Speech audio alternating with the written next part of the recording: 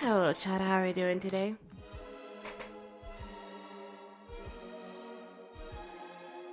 Hello, hello, hello.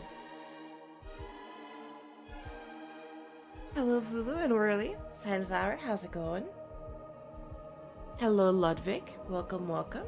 Tower Exile, hi. Boing. How to make this? Secret tech that has never been showcased before. But that I have been working on with Wolfie for the past year. That's how you do this. Don't worry about it.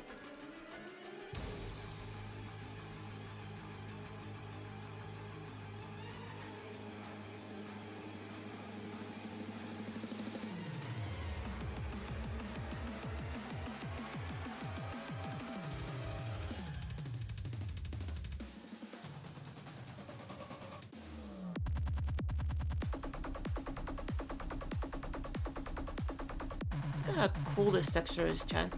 Isn't it cool?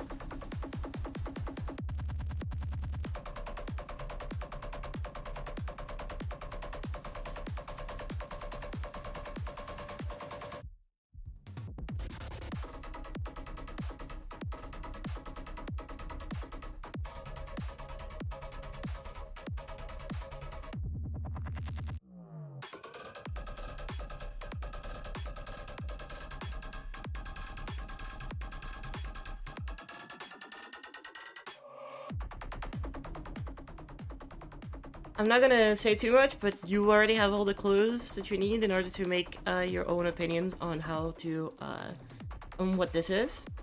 They're all on screen.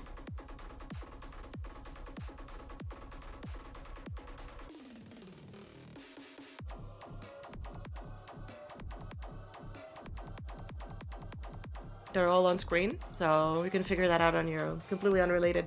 White gatekeeping? Because I'm making a level with it. I can't just show you how to do it so y'all can just use it for yourselves. It took me a while to learn how to do this. And I had like nobody to help me do it. Except for Wolfie. And that's like it. That's so annoying. What do you mean? I worked hard for it. Why you know? I don't know. Also, I figured out how to fix the walls yesterday. You can still clip into them, but if you have to, like, you can't, if you clip into them, you still can't, like, move. You have to click the other way. However, if you click for, like, exactly, like, that fraction amount, you can still go back into it. However, there's a second layer, which is the 6, that just kills the player. Currently, I have, like, ignore damage. But, like, if you don't have ignore damage, it does that. However, there's an external layer that I can also do, which is the 7th one. And that one just crashes your game if you bypass it. So if anybody's, like, no-clipping and trying to get to the end of the level, that can just crash their game.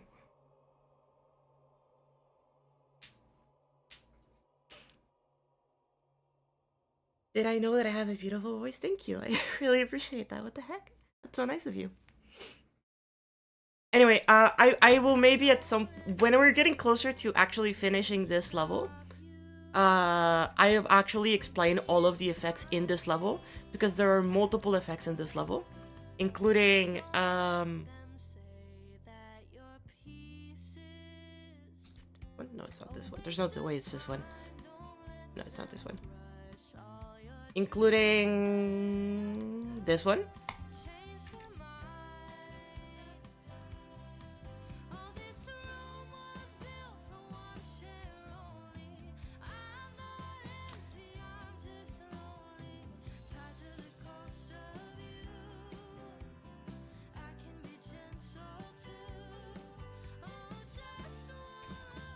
Including this one, which I haven't talked too much about, but this one is another pretty cool one.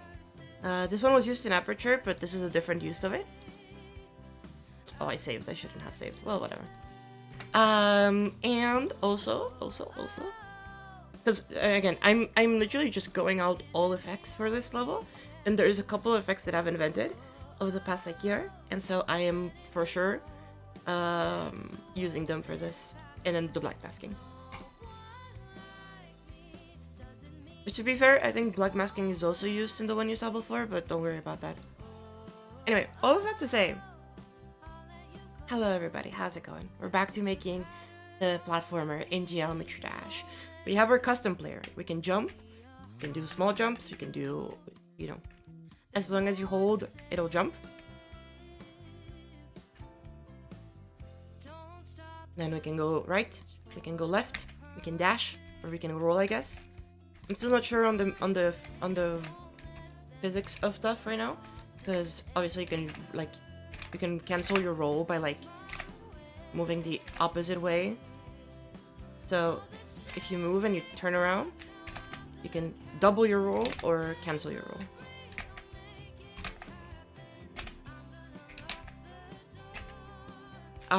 And then we can attack too. Obviously the attack right now is just toggling on a hitbox, so there's not proper attack, but we can eventually make the attack an actual like thing, like an animated hitbox that like swings around or whatever. What are those counters for? These counters keep track of everything. So this counter checks whether or not you're touching the ground. So if it's 0, you're not touching it. If it's 1, you're touching it. This one detects if you're jumping. So if you hold the jump input like I am right now, it shows. This one is left. This one is right. This one is if you're attacking or not. This one is which direction you're facing. So if you're facing right and if you're facing left. This one will control the character sprite switching around. And then this one is if you're dashing.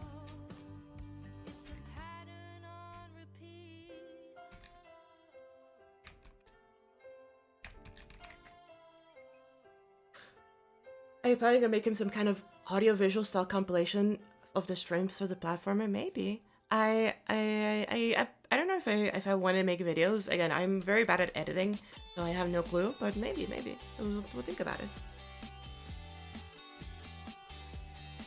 Am I gonna rate this mythic when it's out? Yep, I'm gonna, because I am a Geometry Dash moderator. As you can see by, hold up. As you can see, I am a Geometry Dash moderator, and I can send levels for mythic, and I can rate them myself. So yeah, wait, actually, I thought it used Berserk as a song. Hold up, it's called Berserk. I have to, oh, okay, it's auto. No, it's not auto.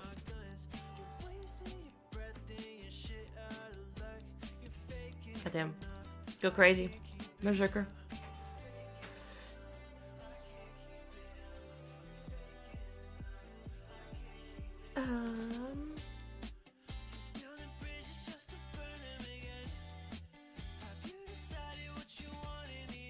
Good afternoon, Skyward. It is afternoon and it's 2 p.m. right now for me. Okay, so we are onto the next stage, which is we have the small attack, which to be fair, we can probably animate it.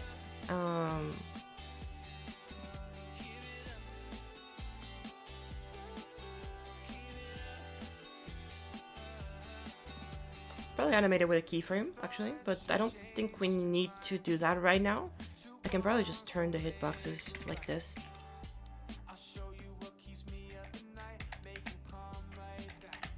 Turn, and then 2, 1, 2. 1, 2. That way it's equal on both sides. We'll eventually adjust them.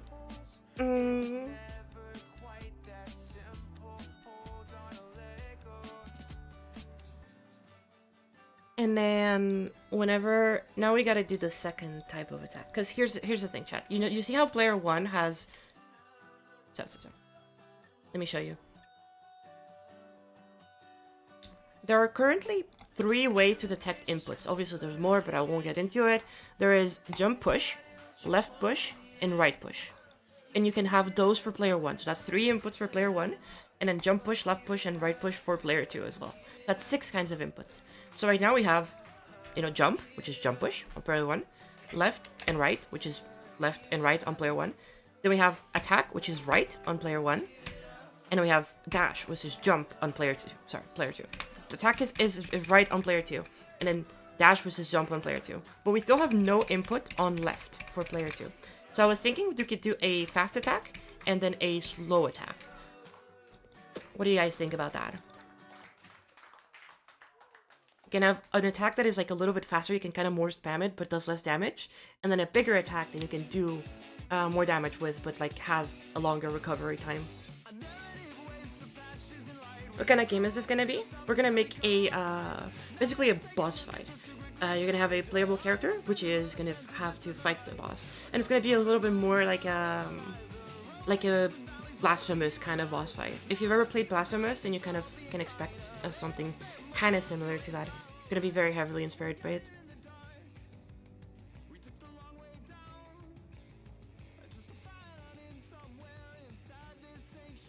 Okay, so let's copy these. Wait, this one is 36, this one is 26. So let's copy these, change these, and then 59 and 60. Let's change the hitbox to be like something like this maybe, and then move it 1, 2. Should probably change them both together actually. Oh, they're equal. There you go.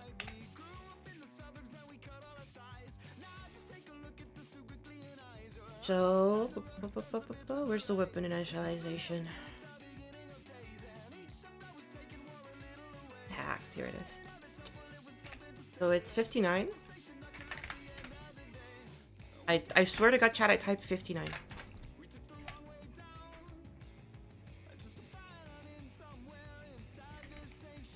Okay, and now in here we go and detect the left push.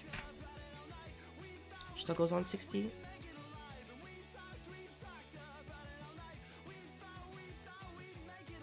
It's 28. Why does this have 28? Oh, okay, because of this. Yeah. Okay. 61. So now we gotta create a new pickup counter.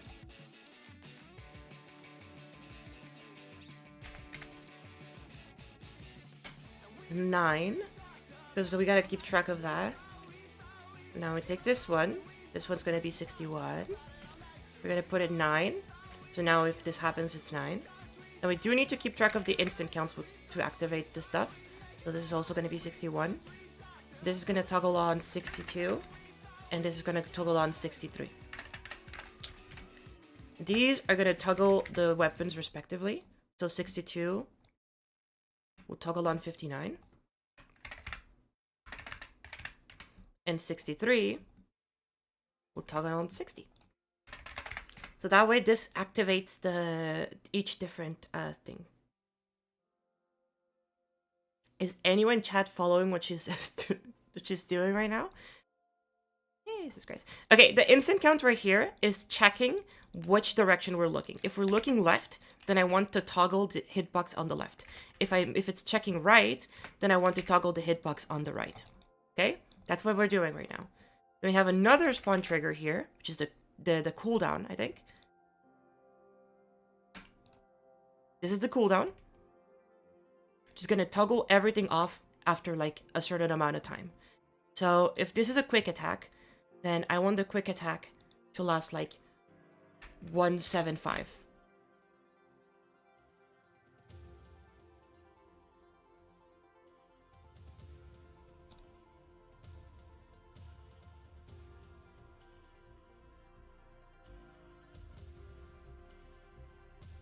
And if this is a heavy attack, then I want the heavy attack to last there for 1275.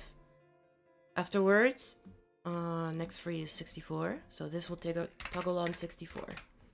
We can get another set of these, which will all be 64.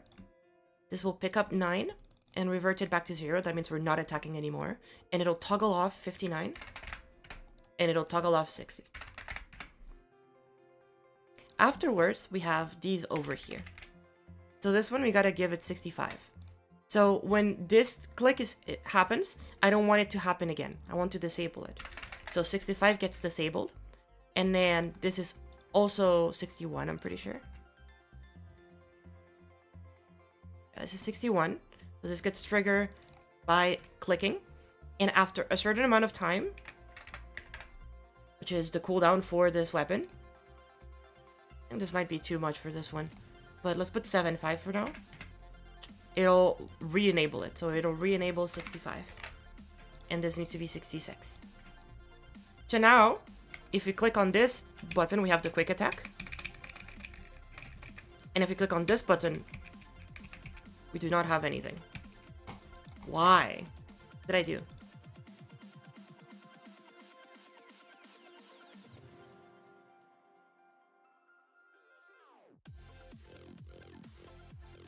left push.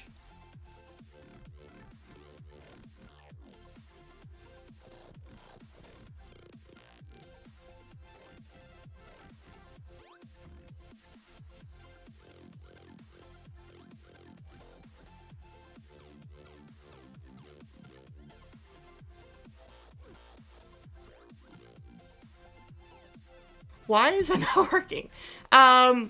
If I press left, okay. But the moment I press right, I can't press left again. I can only press left once, right? I can press it multiple times. But I can spam it. Why can I spam it? You should not be able to spam it.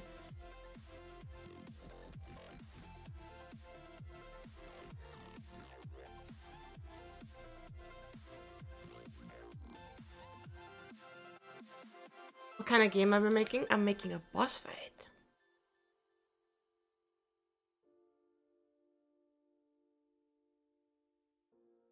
Okay, wait, something's wrong here. Something is wrong. And when something is wrong, what you do is that you take all of this and you bring it over here so we can watch it debug in real time. So the right functions perfectly fine. It's the left one that doesn't. Okay. So there's nothing to debug here, so that's fine. Why? This is 65. Is there anything else that affects 65? There shouldn't be. 65 was next free.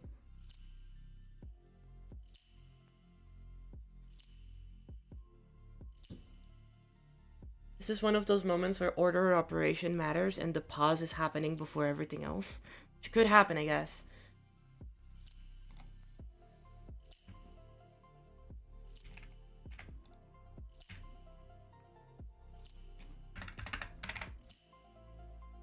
This could happen. This could be the case.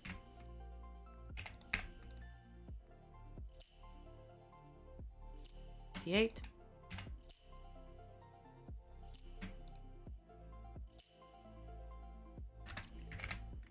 Is this an order of operations thing? That works. There we go. That works now. It's a very long cooldown between when you can spam. Like right now I'm spamming it, and that's how fast you can do it. Yeah, it was an order of operations thing. Okay, good to know. You can do both at the same time, which we don't want. We can do...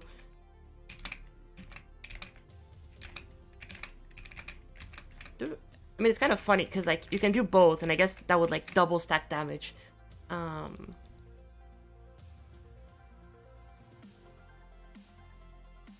Unless you click them both at the exact same time, which you shouldn't be able to do.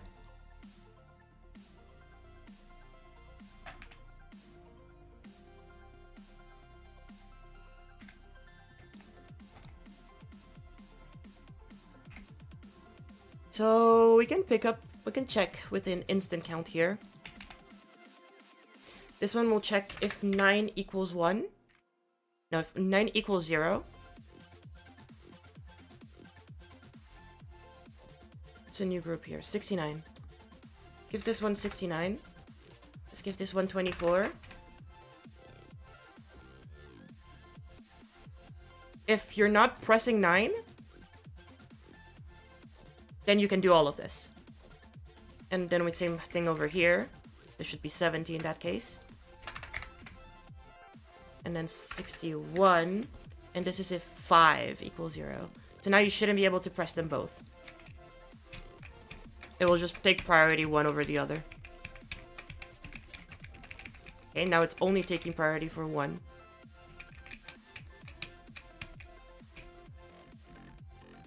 Why? Why is it doing this? 5 equals 0. 70. Oh, fuck. I give this 69. There you go. I can't press them both at the same time. It'll just take whichever was pressed first. There you go. See, chat? So left. You can press it like right after, I guess. Like if you press right, and at the very end of right you press left. So I guess you could, yeah, I guess you could chain your attacks if you're really good to like consistently spam them. But the timings don't align. So you can do like right, and at the very end of right, like the frame that right ends, you can click left again to attack again.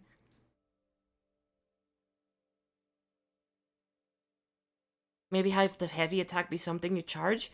I don't think it flows super well with the. I guess you can maybe like do like a kind of like in Hollow Knight where you have the Nail Master attacks where you hold them and then release them. You have to charge them for a second. But I feel like those just don't really fit the kind of gameplay that I want for this particular thing, because I kind of want them to be very fast paced. Hello, Star Animations. How's it going? I feel the UI of triggers in the editor is overwhelming with that much amount of elements and options. Should be either changed to be understandable or combined.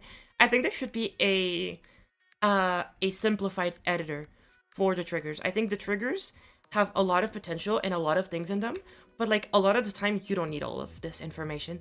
You don't need so many of these things. I think there should be like a simplified version of every trigger. Maybe like you can enable or disable like the full version of the, or the simplified version. The creators can still use it. Like the, for example, like the move trigger. I wish there was a way to make the old move trigger. Like, because I think the UI was a lot simpler for a lot of people. Charge attack, huh? I guess I could do a charge attack. It would need to check. No, but I feel like that would just make it like too inconvenient. Okay, wait. I want the attack to be faster here, so.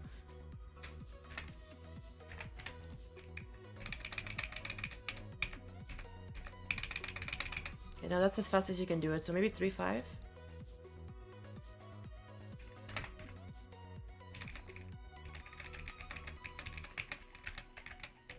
So yeah, you have a fast attack, and you have the heavy attack.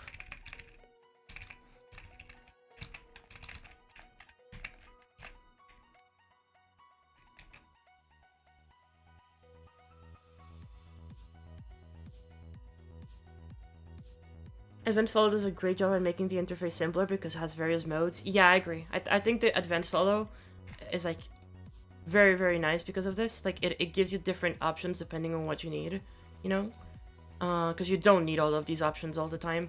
But the fact that it has 3 pages for one of the modes is very overwhelming though. Even then, with these 3 pages, like, there's so many small things you can tweak, but like, it doesn't mean that you'll need to tweak all of them.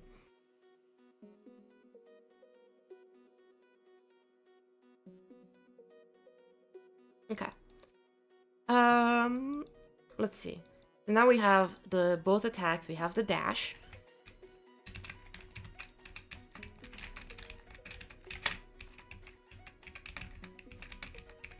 Can you queue up an attack? No, you can't queue it up. So you do have to click it. Okay, that's fine. The particle trigger interface. Oh my god, the particle trigger interface is so busy. There's so many things to see in this interface. Like, it's insane. Mostly with these buttons. Like, so many of these buttons mean nothing to a lot of people. And then if you change, like, radius, it changes that. Like, and then you have more menus inside of here. You can switch these two. You have more menus to, like, change the background, like these, you know? Like, it's just a lot. It's just a lot. Why do we have this for disabled? But yeah. Okay, so we have the core mechanics of the game. So now let's just say we have a boss. Say that we have a nondescript boss. Just this little guy, this little goober. Scale it up to like 1 point, yeah, 1 point, like that. Let's disable its hitbox. I mean, it doesn't really matter if it has a hitbox or not, but like, it won't kill the player because the player doesn't actually interact with it. Just a hitbox. And let's give it a hitbox. So, let's go here. Go to the hitboxes.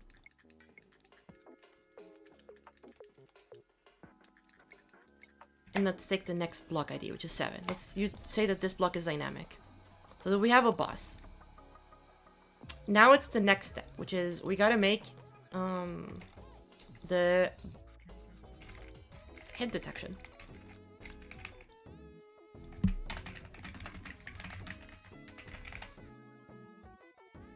The cursed thorn, yes it is indeed. So we have a collision blocks. I think maybe an instant collision could be better here.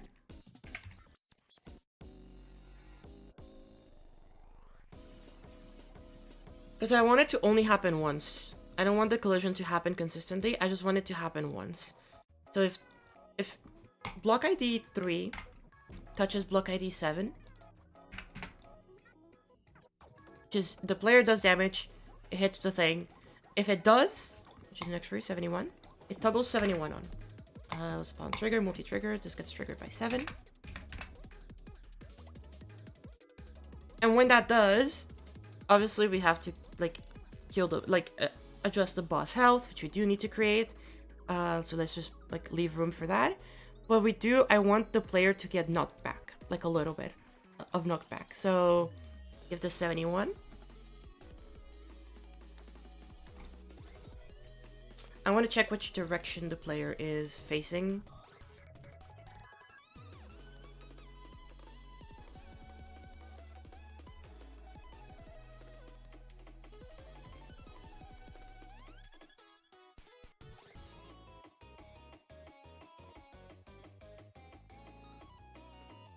Hello, Skittle. How's it going? I'm trying to check which... I mean, I guess an instant count here to check which direction it's facing.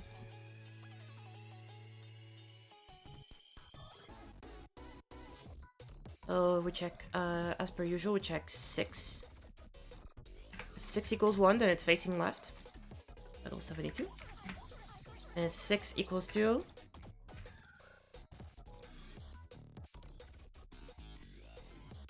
then we go to 73.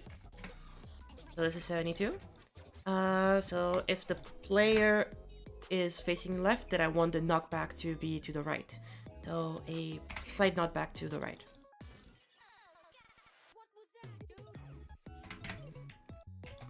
And then the other way around if, you know, they're facing the other way.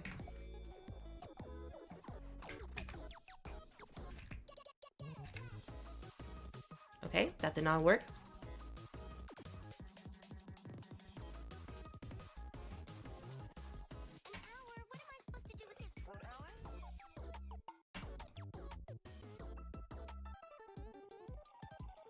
Why did that not work? When in doubt, chat, put a pulse trigger, make the background go white, and put it at the thing. So if these two collide, okay, currently the collision is not being detected. Okay, that's good to know. That's good to know. So the problem is with this one. Block ID 3, block ID 7. Is that not what?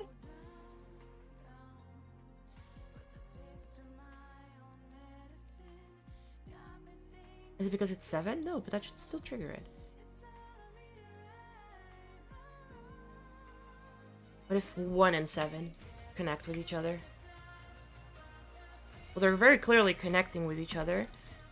So, what is going on here?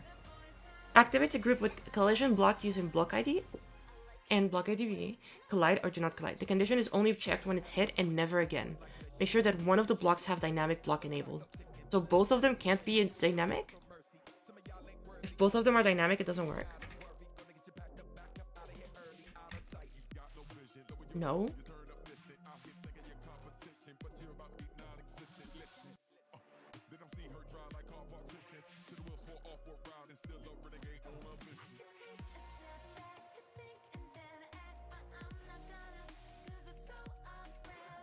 Oh. Oh, so it gets checked at the beginning. So unless I spawn this like right here.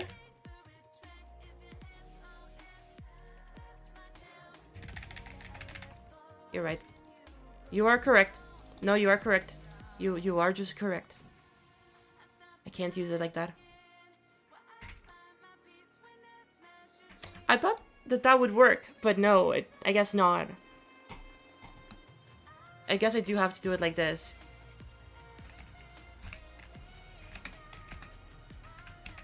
Oh, that doesn't work. Why does it not work? This needs to be 7. Oh, target ID 71, block ID 7. Stupid.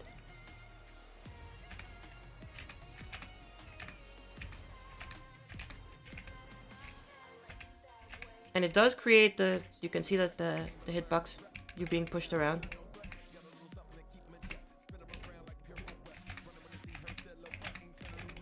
And if we go the other way, get pushed a little bit. Yeah.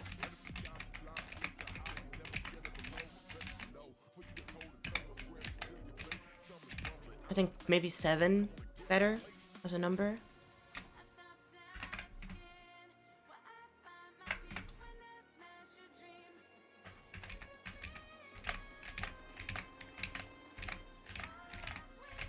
Obviously the easing can be adjusted later, but there you go, chat. We get a little bit of knockback when we hit the boss. Understand the difference here? Yeah. Basically what happens is that instant collision gets triggered at the beginning, and it checks only once, and it never checks again. But collision checks when it happens, so it can happen at any point, and it'll get triggered.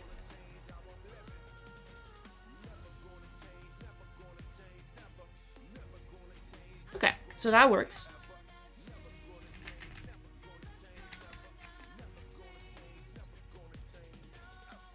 So now, when the boss gets hit, you know, so this can be dynamic and it still works, right? Okay, yeah, it can still be dynamic and it works. Perfect. Okay, so we have that. Now the other thing we need to do, which is very similar.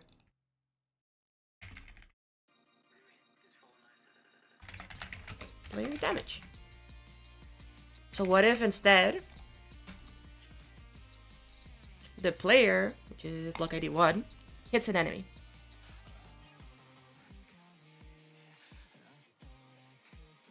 Well, we still want to do the same thing, but we have something different to do. I guess we still do want to have some knockback.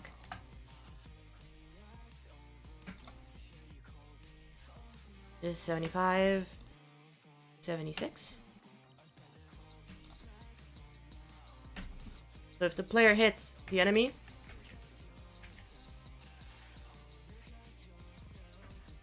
okay, and then if the player does that, bigger knockback, so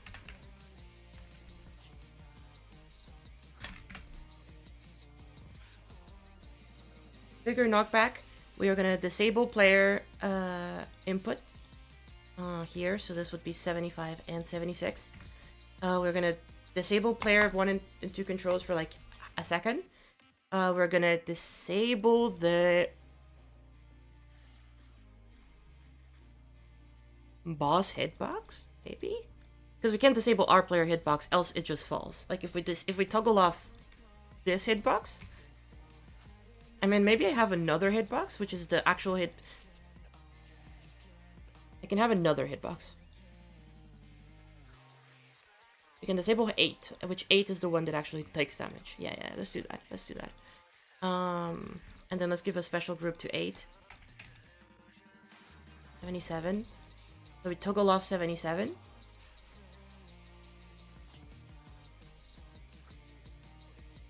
We chat silly, Maddie's trying to help you. Disable multi-trigger? Huh? Oh, for this?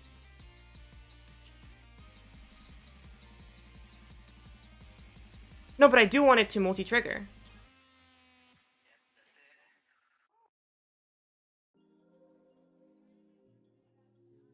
Like, I do need it to multi-trigger, Maddie.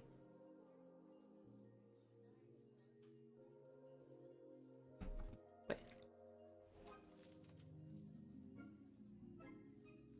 I mean, it still happens.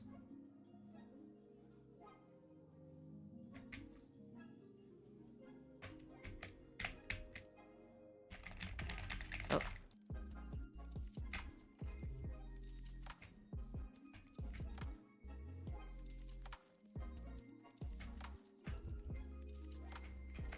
Okay, for some reason, if I do that, something gets disabled and... Oh, okay, this gets disabled. Right.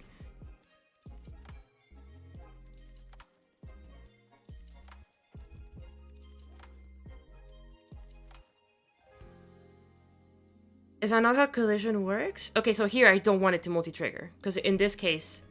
Wait, hold up. Actually, let's have another counter.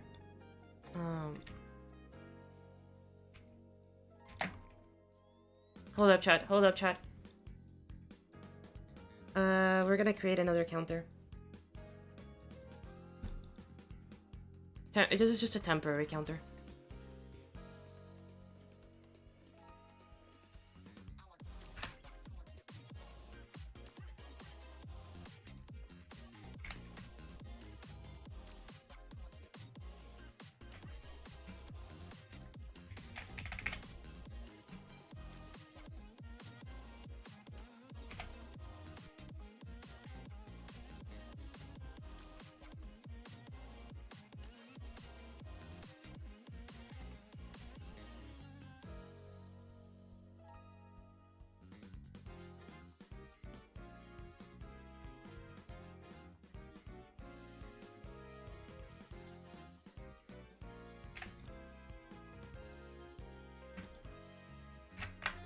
Let me cook, Chad.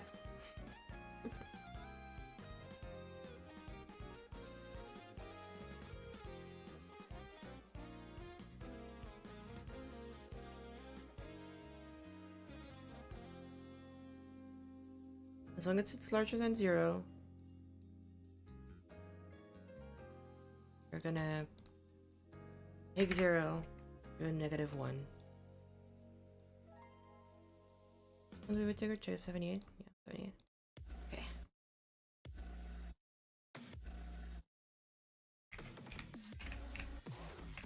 I don't know, Maddie, it's doing it once. Even if it has multi-trigger.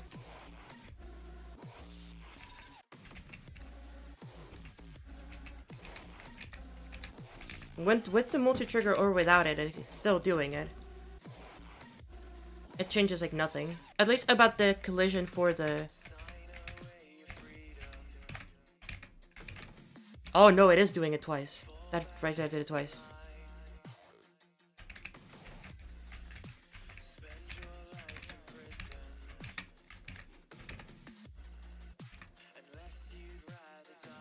Okay, so I guess it did do it twice. Okay. Goodbye, Noivern. Okay, so I guess I'll disable the multi-trigger.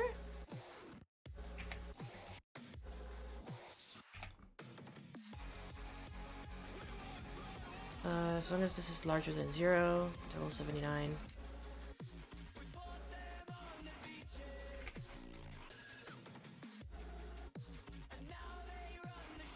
So if the player hits the... So, boom, boom, boom. Okay, that's fine. Okay, that's fine. In that case, I think it's fine. Because that way we can keep track... Well, there we go. We should have boss health and... We have the boss health and the player health.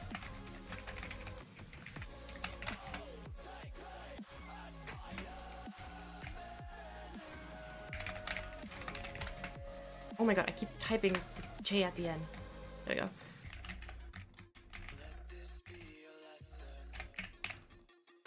Okay, so when this happens, when you collide the two together, yeah, I guess this shouldn't be 75 or 76. This should just be 74. Disable player, here, spawn trigger, multi-trigger, toggle off 8. Group ID, what was 8 again? I forget what 8 was. Give it a special group. 77. Disable 77. So, when you take damage... Oh, okay. I do also need to stop everything. How do I stop all movement again? Is it 50 and 53? Oh, wait, Maddie, is there a way to, like, stop input while also, like,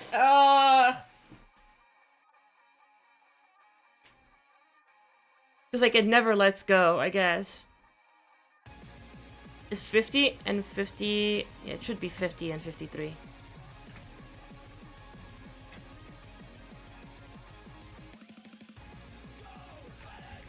Okay, it stopped it.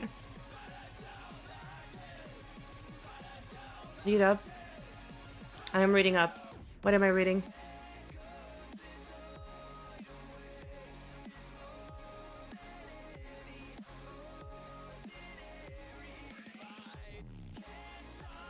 Where's the body pillow? It was supposed to be today, but I'm pushing it to tomorrow because of specific reasons, which is my hand kind of hurts, and I don't want to be drawing for like 7 hours if my hand is hurting.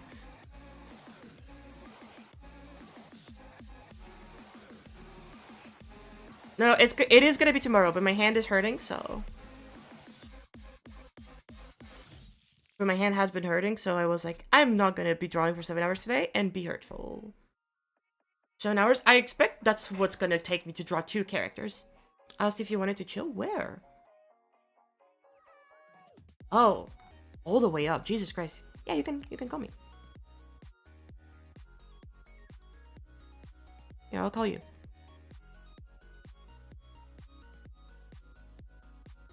There you go. Hi. Hi, sorry. I'm really focused on this goober. Yeah, I can tell. Hi, chat. Chat Zero is here.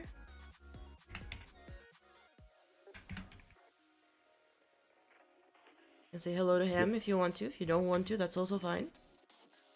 Okay. Yeah, I am feeling better. I'm still too sick to like go into work, so I'm still home. But yeah, I'm feeling better. If I had something to work on, I would probably stream, but I kind of don't. So just chilling for now. I pause and then resume.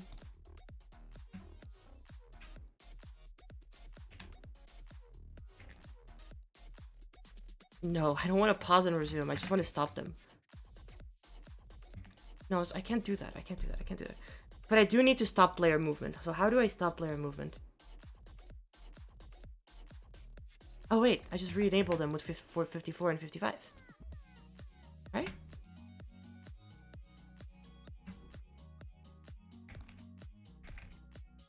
Honestly, I feel like I could be somewhat helpful to this, but I just like don't know your setup at all to be able to like help. say anything.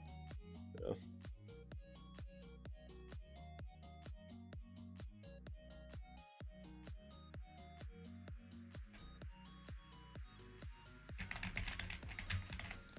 God, I don't know what to do. I don't know how to reactivate the movement.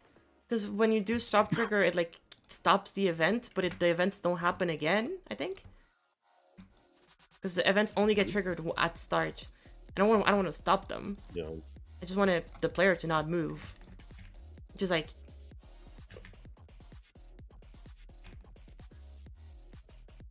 Use a spawn trigger that triggers 54 and 55.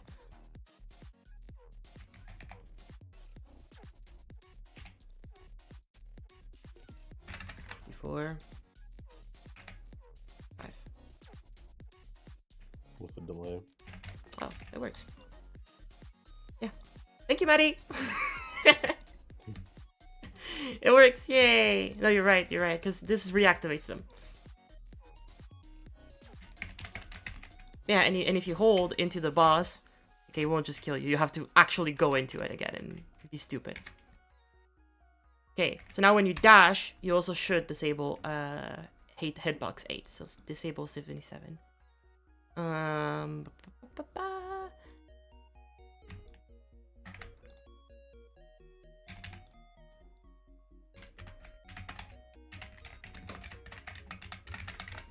Disable death.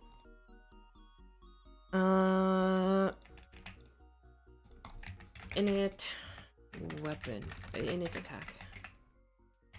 I hate triggers. I think we all hate triggers.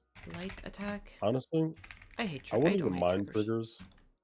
If there were more. I wouldn't mind triggers if they were just consistent. No, that is true. I feel like a lot of like, I've had this conversation with you a lot where like you're teaching me something, and I'm like, oh well, like why can't I just use a spawn trigger? And you're like, well, that's just not consistent. It's like, why? Well, yeah, trigger. no, it's one of those things. The reason why you see so many like checks for like pickup triggers and stuff like that, chat, it's because there's like a bunch of small things in GDE that like, for example, like if 2 hitboxes collide together and they stop each other and then you click the same button again, they will just go through each other. So you need to have like gates, is what I like to call them, and those gates basically like stop you from these inconsistencies. You have to add more layers to it. Yeah. That's like the annoying part to me is like you have to like fail safe the game because the coding is very like loose. Yeah. Here, see, for or some like reason, weirdly specific.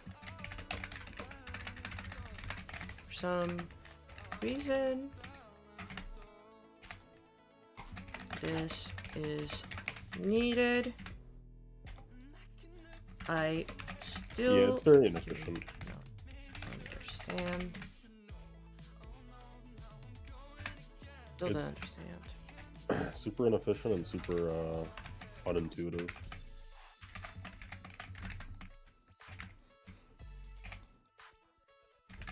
But I mean, it is what it is. Yeah. Also, by the way, chat, Emmy is around. She can't hear you, but she's vibing. So if you ever hear me talk to anybody, I'm just talking to Emmy. Hi, chat. I am in She college. would Zero. never be talking to me. Yeah. Hi, Zero. Hey. He says hey. Okay, so for some reason this is needed. I still don't understand why I need to do this. That is my comment for this trigger.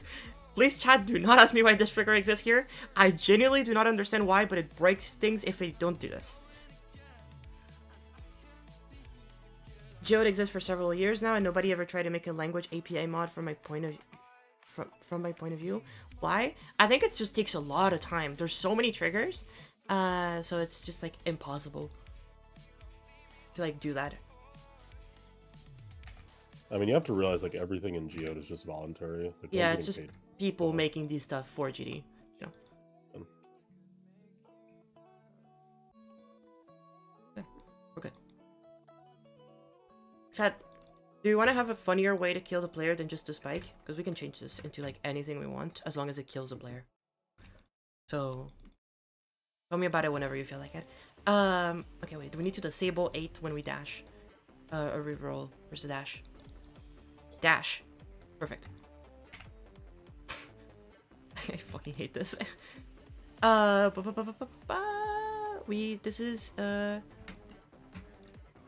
44. So 44 disables.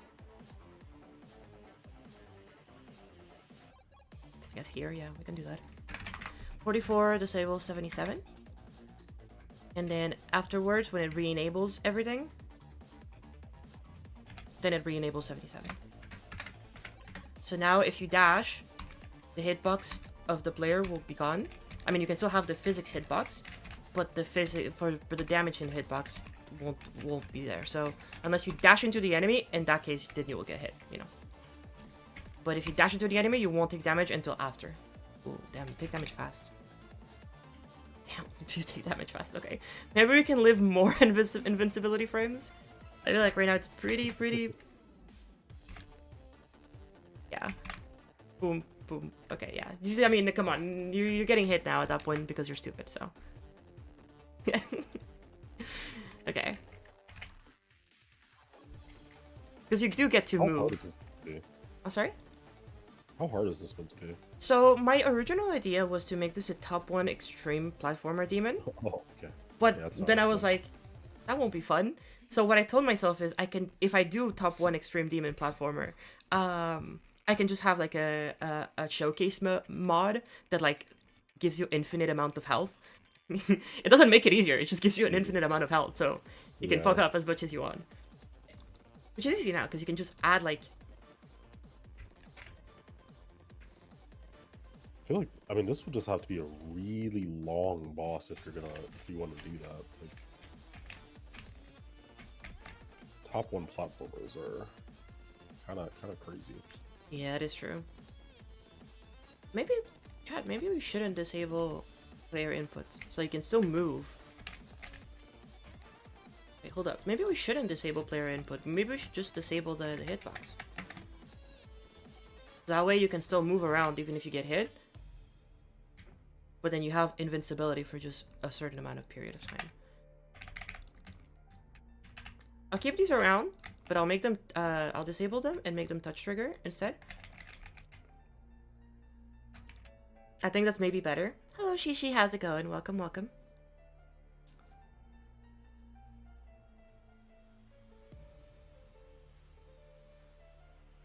Yeah, I think that makes a little bit more sense. To just disable the hitbox for like 6-5. That way you get a lot of invincibility frames. Yeah, okay. Yeah, that's fine. I think that you get a lot of invincibility frames, and you can still move around freely without having any issues. You can dodge the boss and their attacks. And then you can attack the boss, and then, you know.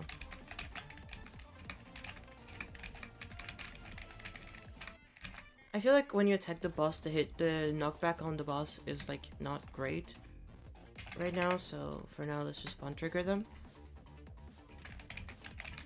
Like, the knockback on you is kind of silly. I guess if you could just do this, like, it's fine. But give the boss, like, 10,000 health.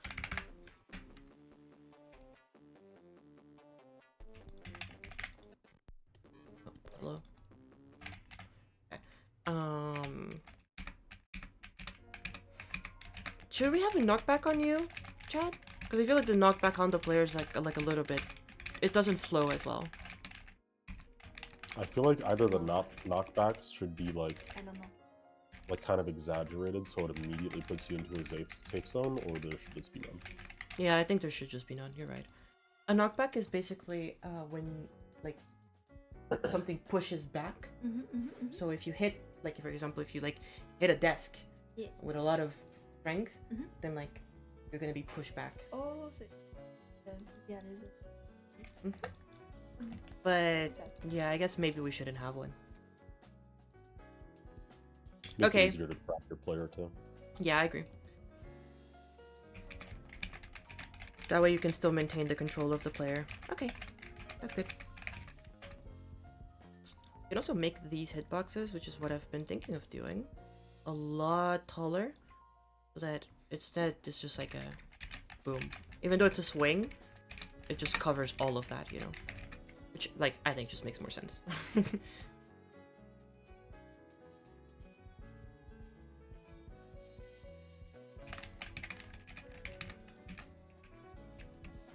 And you have the fast attack, and you have the slow attack.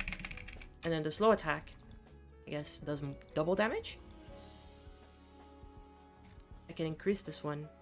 But maybe it should do double damage. Obviously, like, the amounts are, like, not fixed right now.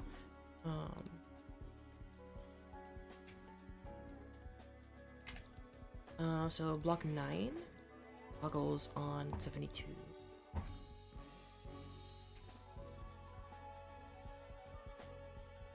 This is 72. And this toggles on 73. Okay.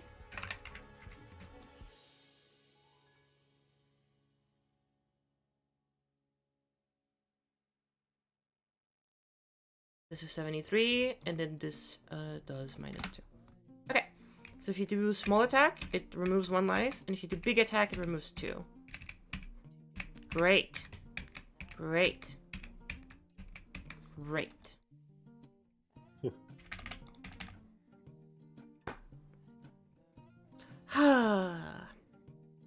Goodbye, Pod Dash. Take it easy.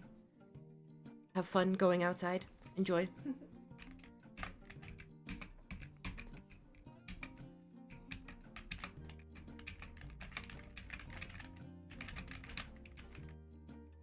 Okay, we'll adjust the hitboxes whenever we get around to it. Still not sure about the dash going upward. Like you said, like the upwards momentum on the dash. Yeah. I like the downwards momentum on the dash, but I don't know if the upwards momentum is the way to go.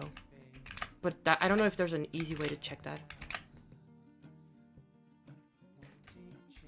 The small attack takes considerably less time to do 3 attacks than the large attack. Let's see.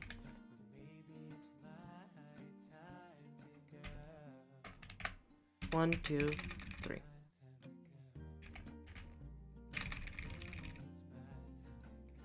Okay, wait, I need a timer.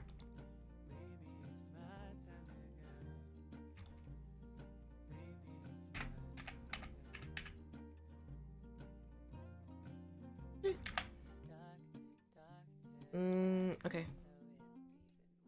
Can you help me with something? Me? Yes, you. Of course. Whenever I click, you gotta stop the stopwatch, and then whenever it reaches, because we gotta get to 10 health. So that would be when it gets to this amount, Yeah. you stop the timer. Okay? Okay. You just want me to start and stop. Yep. That's it. Mhm. Please tell me go and just. Yep. 3, 2, 1, go. Stop. 3 seconds 51. Okay, let's try with the heavy attack. Wait. 3, 2, 1, go. Go. 340. Okay, so it is faster. Wait, that's not balanced. It looks like the fast attack is better, but the slow attack is better. Wait, There's how human did- error here, but we can try it again. It's pretty Yeah, similar. I have a feeling that try they're it. probably the exact same thing. Okay, ready? Mhm. 3, 2, 1, go. And stop. 359. Okay, let's try it again. 3, 2, 1, go. Stop. 329. It's pretty similar. Yeah, no, I think it is. Just set up a timer in GD. And once you've hit, don't have Well, to do bad. I like being my little friend. Yeah. And we have Emmy next to us, you know? Human error. Human error. Fine, we'll do it. Become useless. You can keep working on your projects. Okay, when item 10 equals 9990. Flash. Stop the timer. So we need a timer. Is this time counter? Is that how it works? Time counter. Do we use the timer trigger for that? The time trigger? Is that it?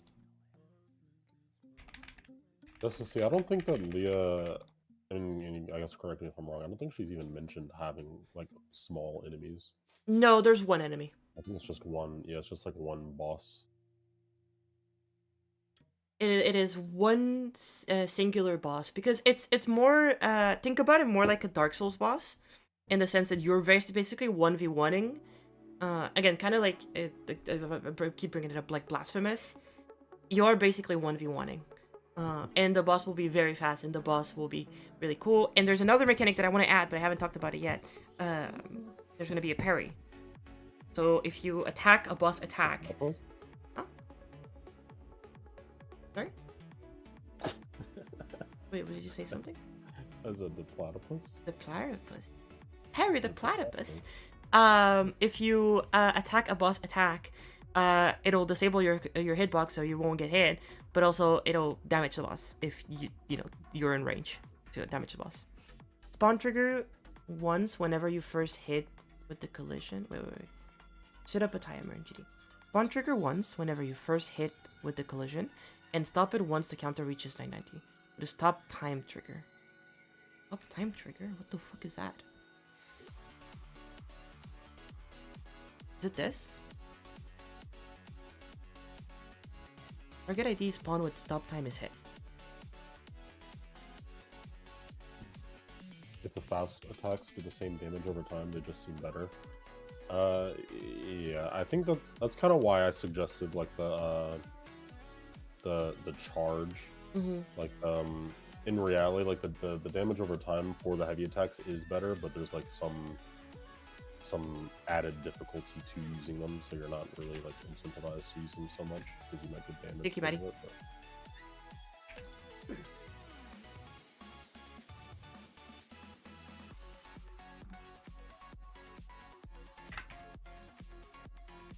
Thank you, Maddie. I was not aware that this was a thing.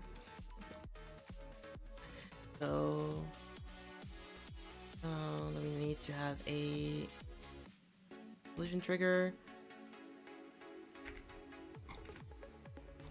This checks if block ID 8, no, if block ID 3 touches with block ID 7, and then it goes 82. This one. And if block ID 9 touches block ID 7, yep, then it toggles 8. Okay, ready? Go. No, it did not start the timer. Why did it not start the timer?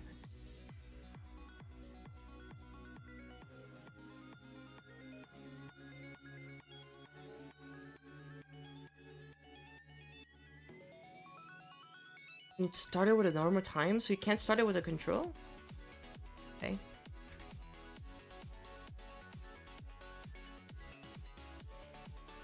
Like this, I assume?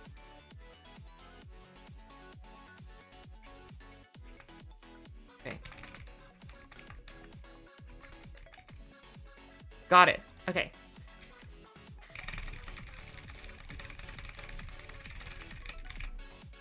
$363. Let's try it again.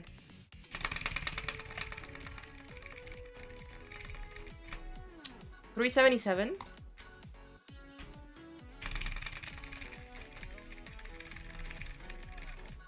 $355. But how is this inconsistent? It's just me clicking. Oh, like the okay. speed of at which I click. Okay, okay. No, yeah, chat, it's just faster. Like, what? That is so much faster. And I fucked up a couple times there, too. The heavy attack is just way faster.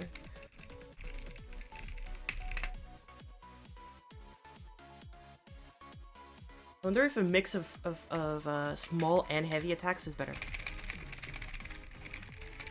Oh my god, yeah. Oh, what the fuck? That shade off an entire second. What the heck? An entire second of just spamming both attacks at the same time. Maybe spamming both attacks at the same time is kind of broken. Hello, Simple Husk. Yeah, that's crazy. So I guess it is very balanced between each of them. Like the fast attack just does more chip damage, which is fine. But the big attack like kind of locks you into a bigger animation, you know? Which one has the better damage over time? The slow attack. Okay. Okay, well that's good. I think that's but, like, balanced, right? So then, it is, so long as there's something that's stopping you from doing the optimal. yeah, like Oh, like yeah, an yeah. additional challenge to doing the slow attack. Oh yeah, I mean that's just because the boss will be attacking you. I feel like you will just be able to stand here and spam attacks, you know, like at any point because the boss will just be constantly attacking you. Oh, but yeah, I understand. I feel like you should have the slow attack wind up like Hollow Knight. I could try that, but then in that case, that makes the slow attack like I need to make it do like 5 damage. I guess Well, I it could doesn't do. need to be like a crazy wind up or anything. It has Just to be like at enough least so it's, like, a 1 second wind up, yeah, right? yeah, exactly. Just like player stand still for like 1 second. I guess I can bring this back, yeah. Wait, the player stands still? No, I don't know if the player needs to stand still. You just need to hold it. And if you hold it for 1 second, then it does the attack. Well, I mean, in that case, there's no like downside to just waiting. Well, if you miss the timing, because it happens automatically, right? So basically you have to time it. So you have to like stand here and hold it for 1 second, and then after a second it just happens, whether you like it or not. Or I guess you could hold it entirely, and when you let go, that's when it happens. Which means you can do bigger bursts of damage, but less often. Yeah, I think that would play better. Okay, that's fine.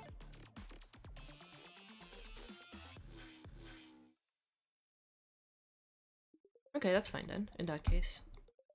I'll still keep the counter just to compare over here.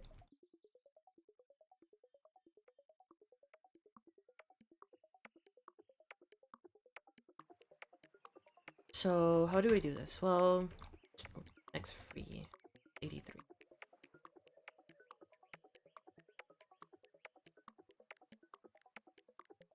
Yeah, let's do an 83 then. So basically what this does is that you have to maintain holding it.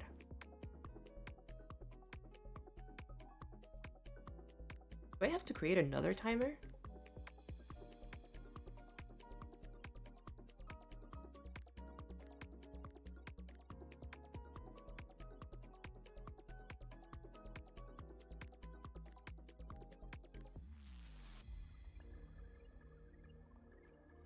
I'm using timers for it. Yeah, I think I might need to create another timer.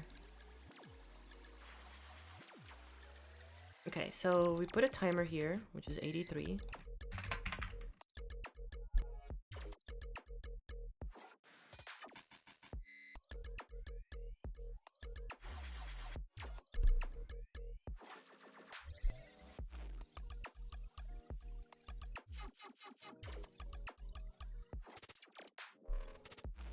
So this is 83.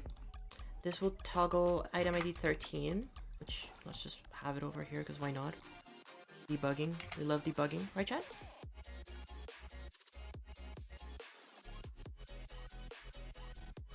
Once 13 hits 1 second, is that a stop time? Yeah, so let's just serve 0.75. I don't know what this checkbox does, but I assume that's how you activate it. Like 84, target ID 84. Ignore time warp. Ooh. Yes, please, ignore time warp. Spawn trigger, multi-trigger. So once it hits that, it toggles 84. No, it toggles 70. Toggles 70.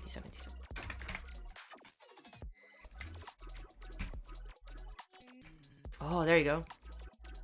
This Okay. is for an actual project, Index. Oh yeah.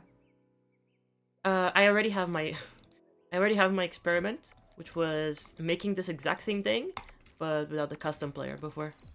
This was my little experiment grounds, where I like experimented and invented different things for what I needed. And then this was done like months and months ago, almost a year ago actually at this point. I wish I could keep track of when these like projects were made and stuff like that. A bit hard to. And this is actually like the project. Starting to become bigger than what I expected it to be.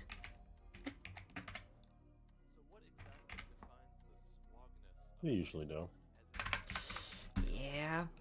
Okay. And now we have an event trigger here. No, it can't be an event trigger. It has to be touch trigger, right? Oh, fuck. Ignore time warp is where, okay. Wait, Maddie, how do I do this?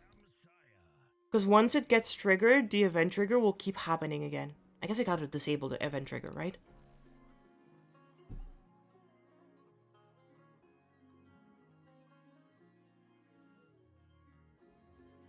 Player 2, left release.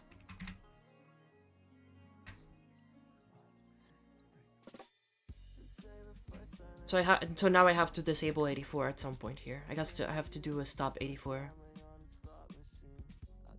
So here's the thing. When you enable an event trigger, the event trigger will keep happening no matter what. So you have to, like, the only way to disable it is to have a stop trigger, and then it gets re-enabled again every time that the timer gets started.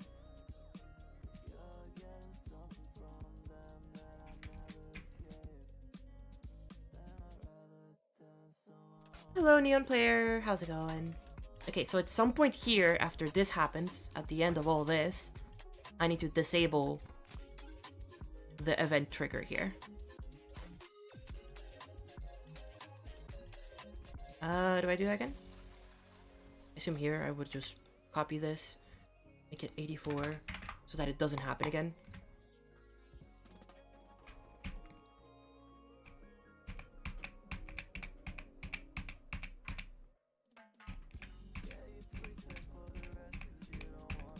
Yeah, okay. And then in here, however, if you let go,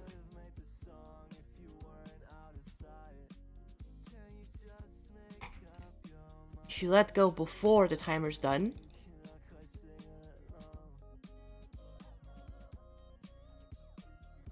Blah.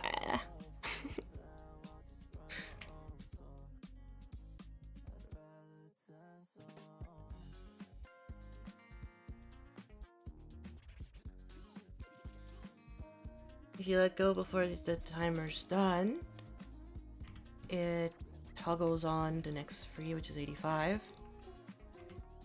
Which control trigger, stop timer.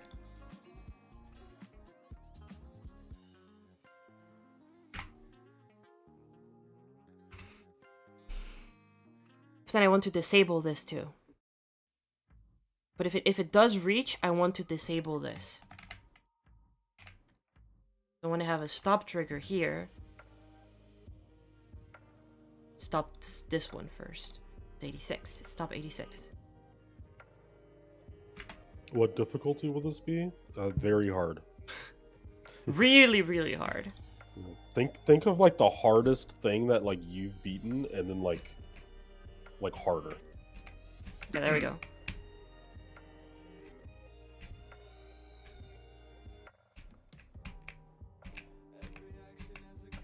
There you go, Chad. So now if you just click it and hold it, then nothing happens. You have to hold it all the way, and then whenever you're holding it and you're ready to let go, you let it go, and it does a bunch of damage.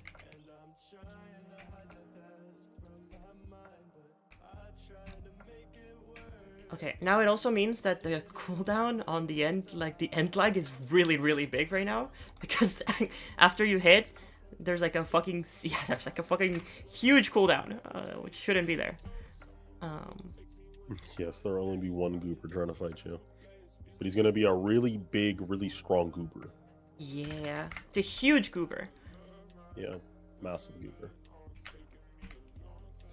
Attack. Probably scary too. True, and real. That works. I gotta make sure that these two are the exact same, so it's 2, 7, 6. Let's do that to make sure that they just don't happen at the same time. And then on the damage, take 5 damage.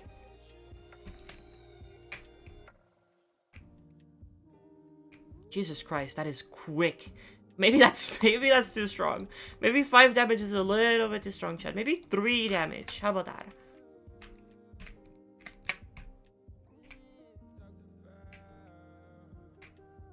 Okay, 3 damage seems balanced. Oh my god. What? That is... What the fuck? 4 damage? Let's see. Let's do 4 damage. I mean, these numbers could be very different, like, you know.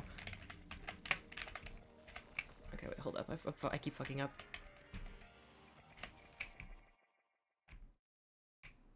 Keep fucking up.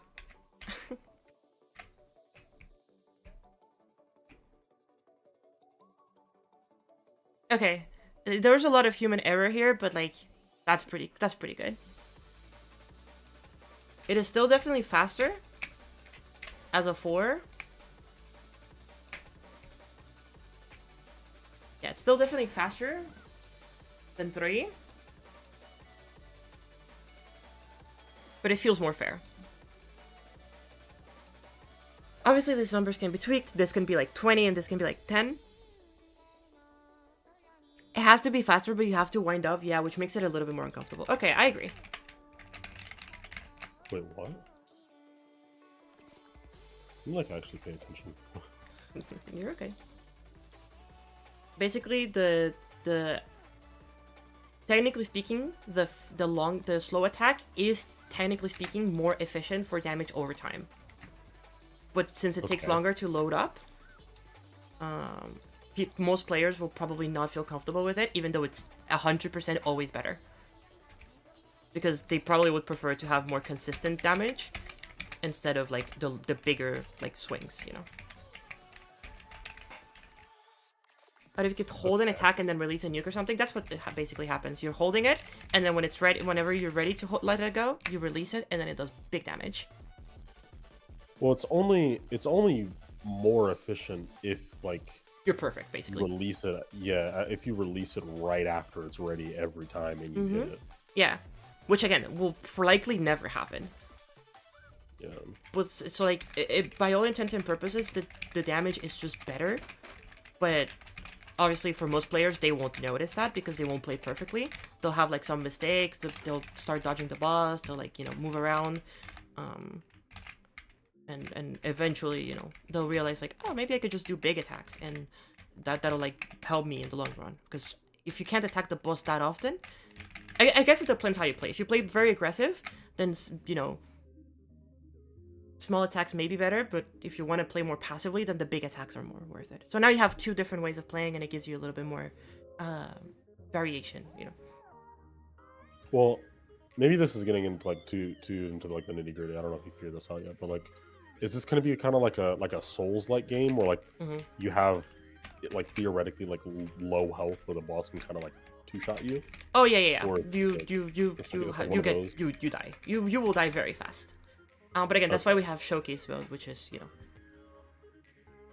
it's I want this to feel more like a Souls-like game where you have to find your opportunities to attack the boss and make them worth it. I don't want this to be like a face stand, like just fucking go guns blazing, fucking get hit a billion times and then still win because you just did more damage than the boss did to you. It's like one of those that is like, over time, I want like I want the boss to feel threatening and for you to feel scared, and so you will want to run away. Well, it's I think it's like, well, okay, well, first, completely understandable. I completely get what you're saying with like the game type, but there is like the other side of like you having more health. It doesn't like turn it into just like a shooting battle who can shoot who first. It's like if you like manage your numbers well, then it'll still end up to a point where like when the boss is at low health, if you've done the game design well, then your player should also be at pretty low health. Yeah. So it's like it's like a kind of thread in the needle. But I get what you mean. How do you make this better than the Matthew game levels? I won't. I'll just make it fun. That's all that matters. I'm not trying to make it better than anybody else's level. I've never made a platformer before. This is my first time making one, so I do not expect it to be this grandiose masterpiece has ever been seen ever. An opportunity to heal as well? No, Maddie, you're not healing in this game. That's the thing. There is no healing in this game. I feel like that's crazy though. If you get hit, you get hit. That's it. If you're gonna have like 2 health, and like you can never heal, it's like no, you'll have more than that. It's probably just like GG's. You'll have more than 2 health, but like, yeah, this is hard. Well, that's the goal. It's to make it hard. Yeah, originally I wanted this to be hitless. I originally like if you got hit once, yeah, that's it, GG's. But like I feel like that's just you're not gonna learn anything if you just get hit once and die. Yeah. Like I'm thinking of giving the player like 5 to 7 hits. And then when the boss gets to phase 2, then it resets the health, and when the boss gets to phase 3, then it resets the health. Cause I'm nice. Nah, I don't. Should we not do it on phase 3? Just phase 2. I think you should give the opportunities to heal if you can if you're skilled enough to get them. But like, I don't have enough input for that. You shouldn't just have well, I just mean in the sense of like I don't know, like collectibles, for example, or something. Like something that you have to get yourself. But like just having the player get healed feels cheap. Like maybe if it feels like phase 2, it's like, oh yeah, I'm safe. Like I can just heal up and do it all again. No, because here's the thing. Okay, here's a progression. This is boss 1. Boss 1 will be here and will kick your ass, but it's the easiest boss by far. It doesn't have that much health, and it doesn't have that many variations of attacks. Boss 1 changes into boss 2. After you kill boss 1, it'll give you some time to still be a little bit of story. Which is why I'm oh, you can just auto heal here because it's essentially just a new boss. And then boss 2 happens. When boss 2 happens, it's a completely different boss with completely different attacks and completely different hitbox. And once you get halfway done with boss 2 will transform into boss 2 phase 2. Which this one will just completely demolish you. So yeah. I don't know. I don't like auto heal. Like, Okay, I was just thinking the auto heal happens here because this is just a cutscene. So I feel like at this point it just makes sense to have like the cutscene heal you.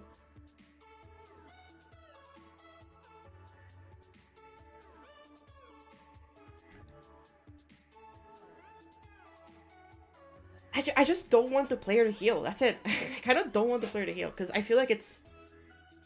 and that's totally fine. But I feel like if, But I think- if they don't have any heal, then it's just too frustrating. Like chat, I mean, if it's meant to be kind of like a death run, like yeah, if you die, you die. Then It's just kinda- how it is. think about it how like in chat. Think about it how in Hollow Knight there's the lifeblood, and you have like a set amount of lifeblood, and you can't heal ever. Like you're stuck to healing. But the only way for you to heal is to like sit at a bench stop, like at a stop, and it'll refresh all of your lifeblood. But like you have a big pool of health compared to like usually you would usually like have like this much, let's say. But you can't heal this while you can't heal this. So I think I prefer this because it's a much more a riskier style, you know, of playing than this, which like I guess you could just heal. But I guess you could also limit the amount of heals that you give the player. Yeah, that's kind of what I'm thinking. Like, I'm not even thinking like. What if we having give the amount of player one heals full that you restore get- at any point, and they just can full restore it at any point, but they only get one? I mean, I can see like the benefit of it, but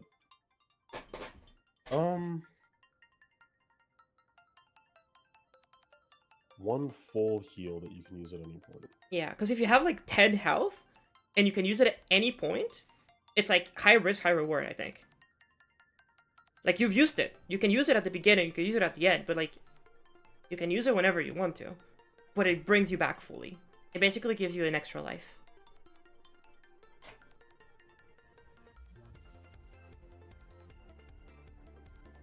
Yeah, I'm kind of liking the strategy that you'd get from that. Mm-hmm.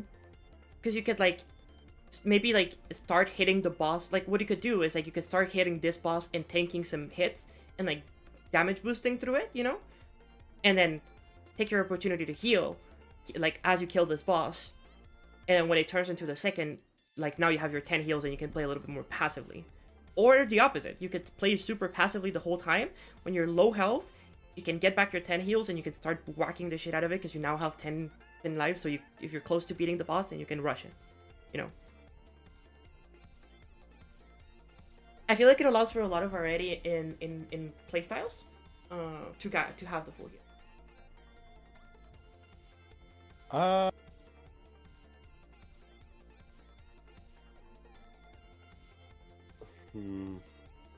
I mean, I agree with the high risk, high reward thing because it's like if you're low health, you might feel inclined to use it, but there's also just a possibility that you live this situation anyway, so you should just save it for later. Mm-hmm. Honestly, I think that like when you're talking about having heals in the first place, like you not having heals or you having the idea of not doing heals at all is like that's whatever. But like in the context of us talking about heals, I think that you're being a lot nicer about this than I want to be. Okay, yeah, because I just don't want heals at all. Like, yeah, like love I'm Packet thinking Studios. like I don't know, like 2 or 3 heals that give you like 30% health or something. Like not really anything. Yeah, Like, you're enough to actually keep thinking going, like Dark but- Souls.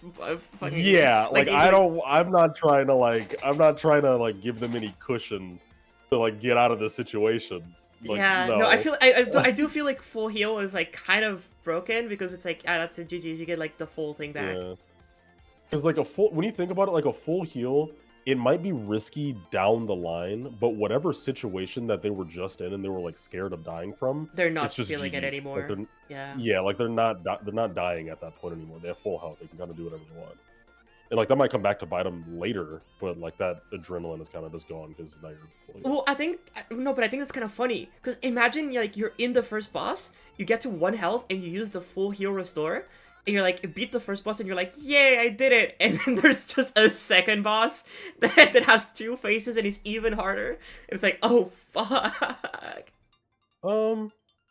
I think that's hilarious in games like the Souls games or like Black Myth Wukong, Yeah. where like yeah Oh yeah, you know, did like play with Black keep Myth game Wukong, so kinda, yeah, you know how it is.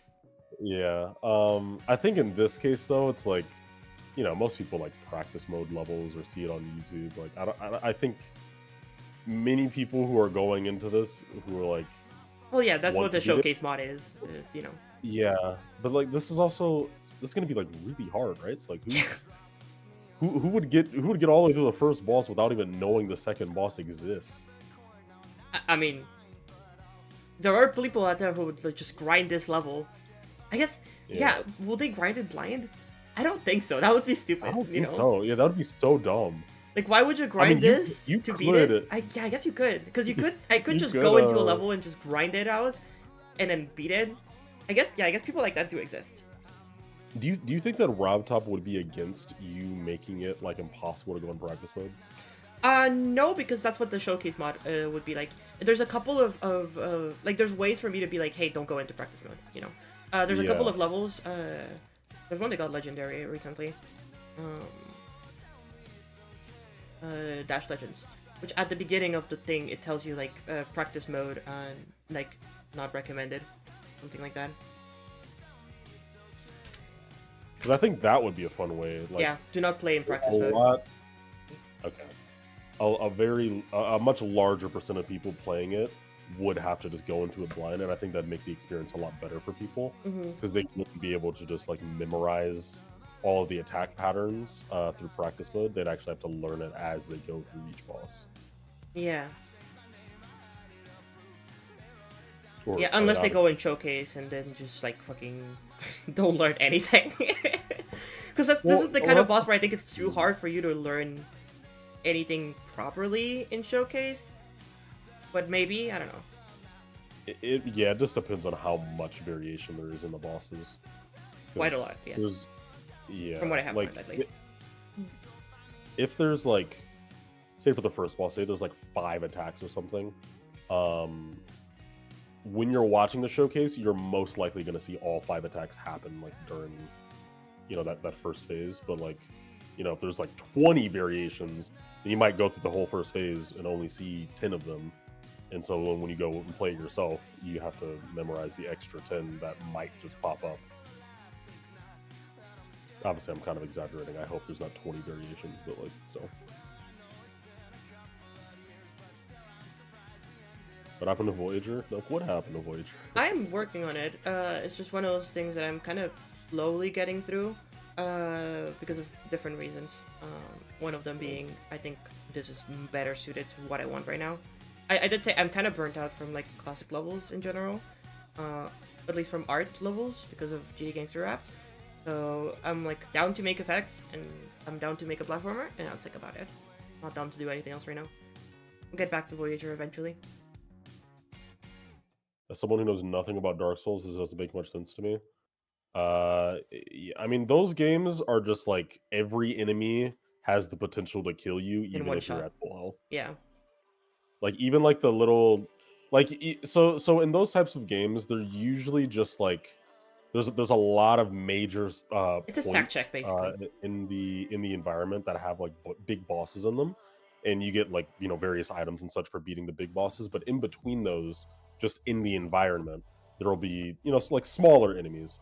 And in any other game, like say you're playing God of War or something, in any other game, those smaller enemies, like you can like one shot them, two shot them, like it doesn't really matter. But in like a Souls game, no. You're sitting like that's a whole mini boss battle just to get like to the actual boss. Yeah. It's kind of like it's almost too much, but it's fun. Definitely gotta know what you're doing. Mm.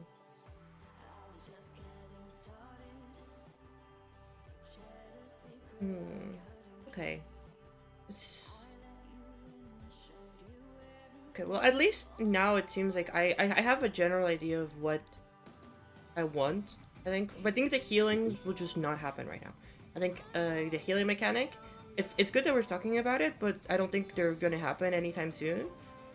Because first of all, I need to get an input for that. I don't have one available because all of my inputs are taken. Unless I want to do some fancy like double clicking, like if you click both attack buttons and you know you heal or whatever. Yeah. Like I don't want to inconvenience the player, which is why it could be like, you know, kind of like you said, like maybe we get to a certain point of the boss and then like maybe you get to 25% and then the boss like spawns like a potion, and if you don't collect it in 5 seconds, then GG, that's your opportunity wasted, you know. Yeah. Yeah.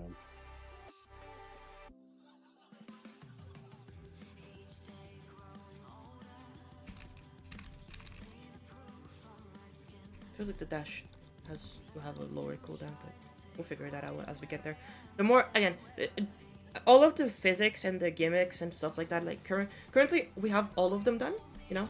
Like you can move, you can jump, you have control over your jump, you can dash, you can attack, you can do another attack if you hold it. And all of these are fine by themselves. We have a boss now that we can attack if we want to and start doing damage to it. And the boss can do damage to the player too. You know, if you can take damage from the boss. It gives you invincibility frames and stuff like that. But now comes the phase where I have to actually design the boss attacks and the boss patterns. Obviously, like think of the different kinds of attacks and stuff like that that the boss will do. And then after those will all be done, because obviously there's multiple bosses, so I have to think about all of them. Then I can actually tweak the values of all of this. Like, for example, the dash, Yeah, like you can dash really quickly right now, you know, and really far. The jump, like maybe the jump is not good enough.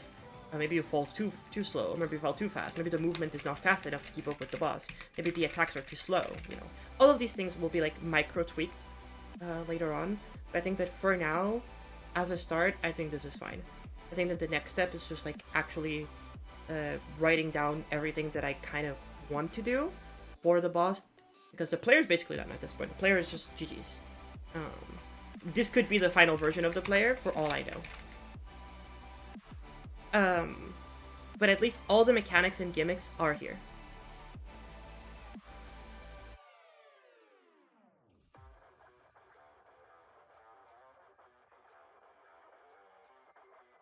Maybe there... I'm thinking... Sorry, I just thought about something. Maybe there could be like a specific like altar or something where you have to like go over and then interact with it. You know? And that's what like gives you the heal. But the altar like has like a limited amount of drinks to it.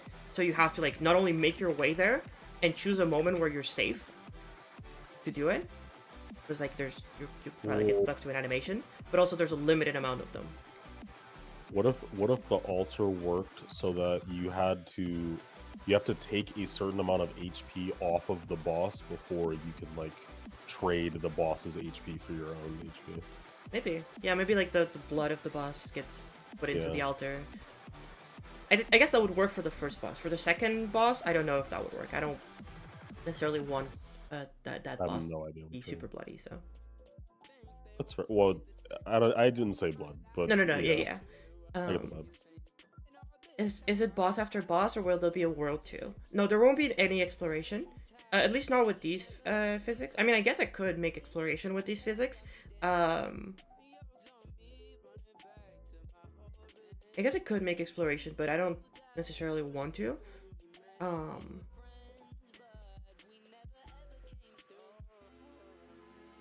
I do want it to be like very like think about it more like a... Is there any game that does this?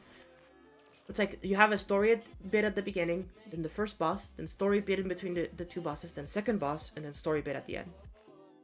And then probably some story bits while the boss fight is happening too. Kind of reminds me of some roguelikes.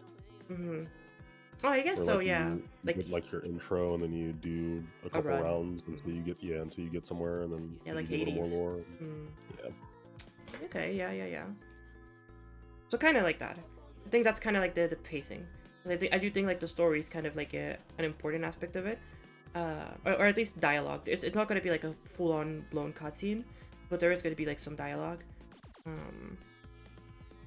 Open world Geometry Dash level? Hell no.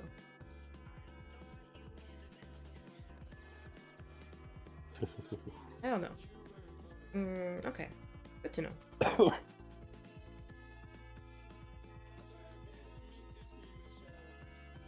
Is there a way, I don't know if Maddie's still around, is there a way to like pause the timer and then restart it where it is? Or does it, Restart it or resume it? or resume it, yeah. I guess I could, instead of using a control, I could use a stop, like a pause trigger. Is that it? Maybe that doesn't work that like that, I don't know. Anyway, I'll ask Maddie about this another time. Because it could be interesting to have like a speedrun timer for beat it. Hello, Cube Gaming. How's it going? Welcome to stream. Are there people who invest into Geometry Dash levels? Control pauses the timer. How do you resume the timer? Don't override. You can reuse control to resume it. I should have known that. You're right. Thank you. Yes, that makes a lot of sense.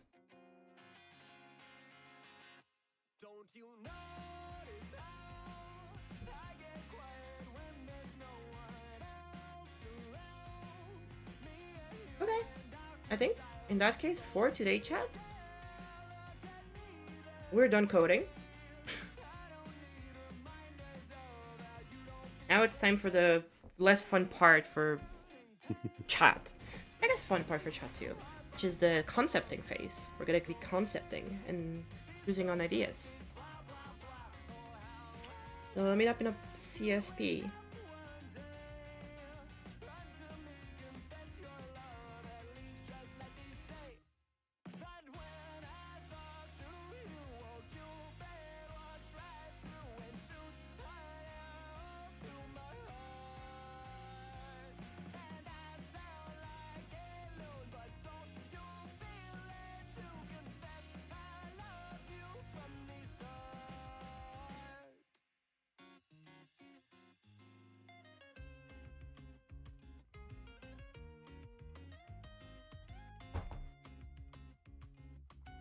I've been seeing a bunch of brushes that look really cool in CSP.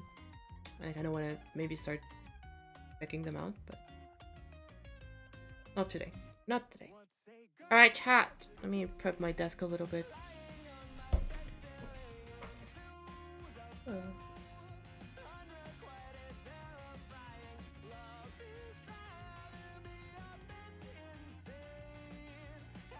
Let me figure out. CSPE is the subject you have in school? That's crazy. No, this is CSP, Clip Studio Paint.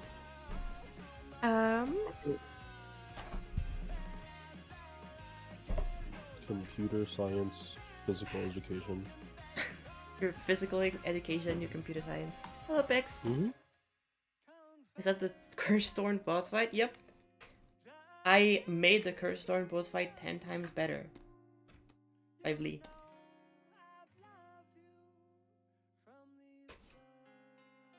Hello. Okay, so chat. What are the things we want for this boss? Well, we have the first boss.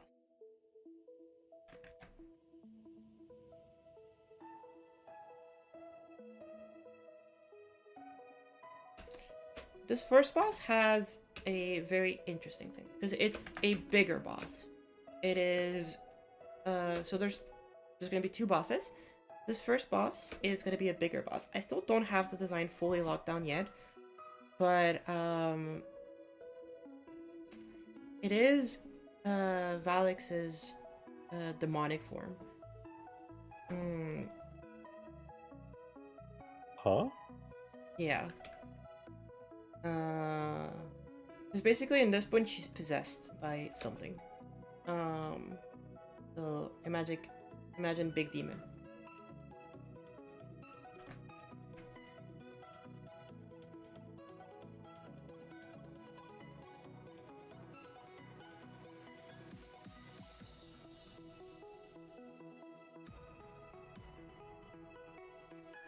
Rawr, big demon.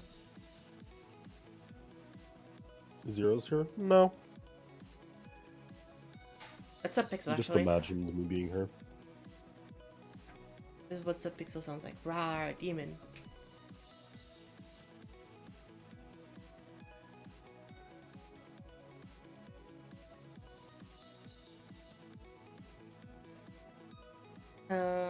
Not exactly sure what you look like. Forgot the pills. Be right back. Let's get schizophrenia pills for Zero SR.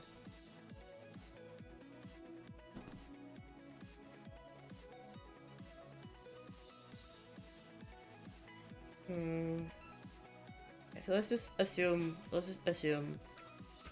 Valak's demon. She vibing as a demon.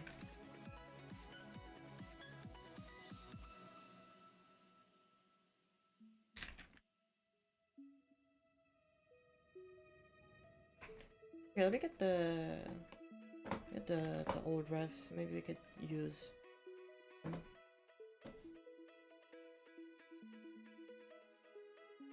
No, wait, I didn't do that. I want to open it here. Oh.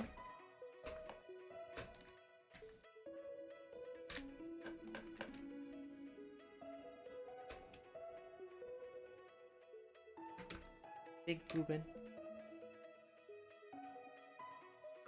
His level convalescence. Convalescences. Wait. Convalescence. Thank you. What's up, Pixel? Hello, Dogner. How's it going? Stick figure arms? Yeah, surely. So this is probably... I should rasterize this layer.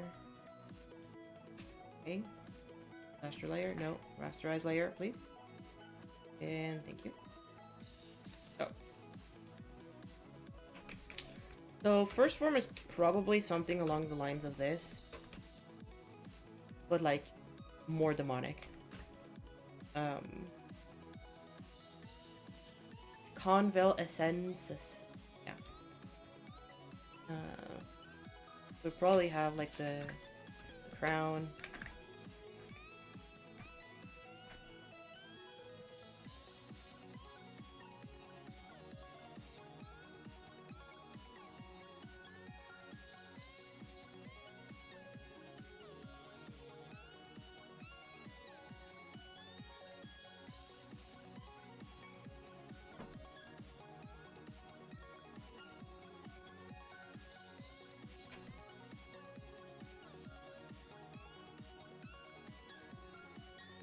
Yeah, I think this design would work pretty well for her.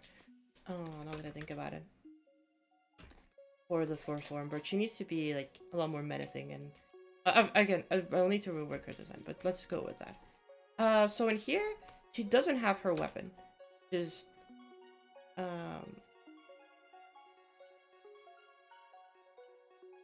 Yeah, how am I gonna deal with the weapon? Because we have Hema. Right? This is Hema.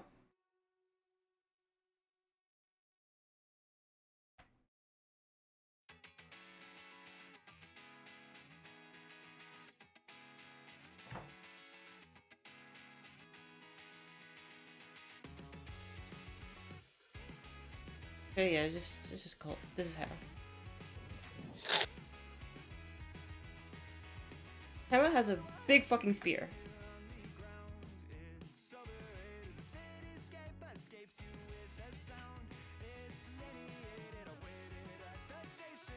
Let's go get Hema. I have her.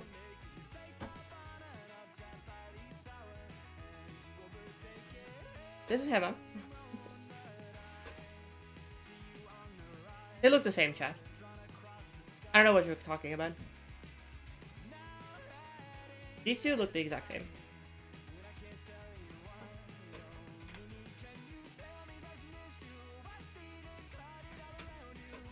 So there's Hannah. Oh, we forgot her hoodie. Well, whatever. She has a big ass fucking spear. But this spear doesn't actually belong to her. This is actually Valix's weapon. That she like... Basically, God, I have to explain so much lore now.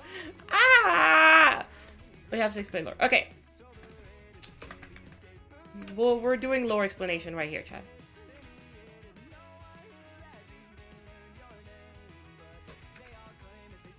Emma. And then there's Valix.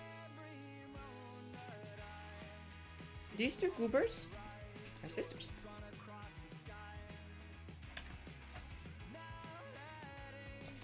When Valix was born, she's older. When she was born, a gemstone was placed upon her head that conceals, well, it wasn't placed upon her head. Her father, well, their father, I guess. We'll make a checklist for her. She's old. She has a father. Was evil. No. And dead. It's okay. We don't have to worry about him. Yay.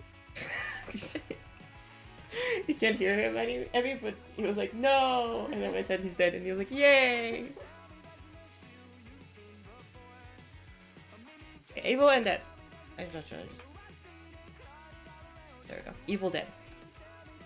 When father died, he put stone on Valix on forehead. So this stone that you see right here, this little goober, this is what makes her have powers, because she evil. However, there's also a stone on Hema, if you see here. You can probably get one of the older versions. Again, some of this story has been cooking for the past 3.5 years, Chad. I wish I could tell you how long this has been like in the kitchen, because it's been way too long. It's been so long, Chad, that this was one of the first drawings that I ever did. This was back in 2020, I think. And you can see I have changed quite a lot since then. But I think in the summer version you can see, yeah, you can see the gem here. Damn. Again, you can see that the art style changes through the years. Same with Valix, actually. Go and get the original Valix design. Make sure not to take that one.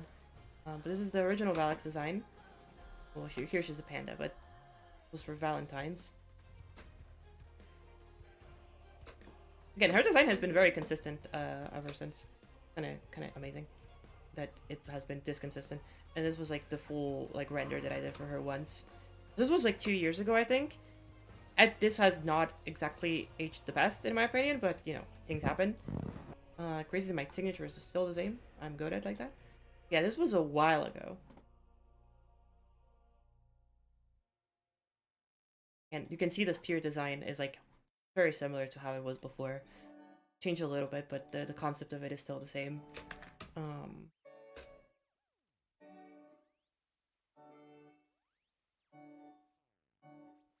Yeah.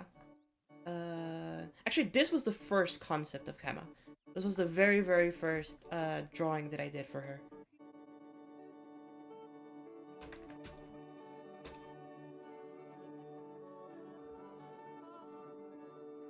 If the thing was a dry aged take, this would be a flipping amazing over Applewood. You know, yeah, it has aged quite a lot. And so these are some of those moments where we're going back on we are opening the archives for this one. Actually, this was a drawing made by one of my friends, Nem, for both of our Ussies. Looks so good here. Nem is goated. Nem is such a good artist. And he's been improving so much since then, so like, my goat. So yeah. was the last time I drew them? Okay. But anyway. I don't think they're in Unfinished Volume 1. I don't think they're in Unfinished. No, actually, they are in Unfinished Volume 2. They're here. There they are. There they are. This was like 2 years ago, I think. This is the most recent version of Hema that I've drawn. But yeah, it's been a while since I've drawn them. So the lore is for a GD level? No, the lore was not related to GD at all. But I am making it a GD now because I can. I can and I will. Okay, anyway. So, Valix has a stone on her forehead that has the power of dad. Dad of boy.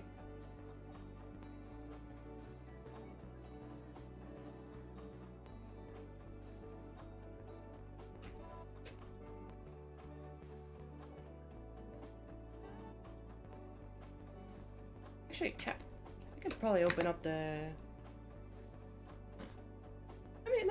Let me see if I can open up the Google Docs.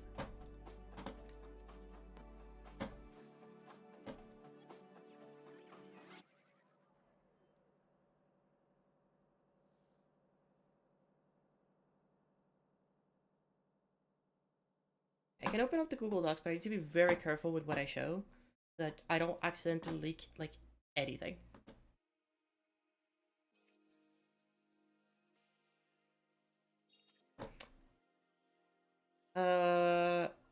Wait, no, this is the wrong one.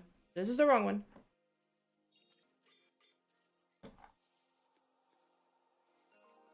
CPD. This is the wrong one.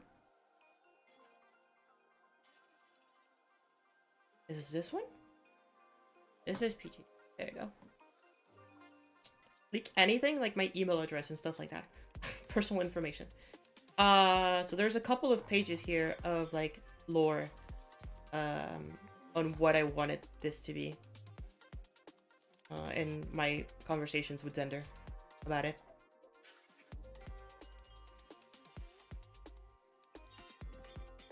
So this is the preamble to this whole thing.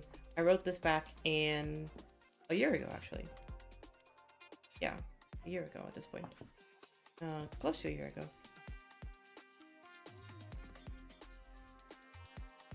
I should probably finish writing this at some point. It was really fun writing. I haven't done this in a long time.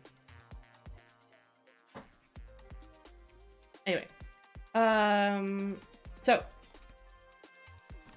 Stone has magic powers. For most of their life, Valak and Hema are chilling. Happy.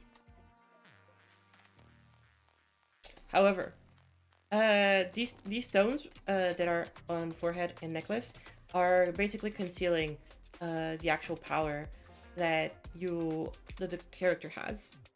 So their whole lives they just have these stones, but they don't actually have the magic powers, because the powers are triggered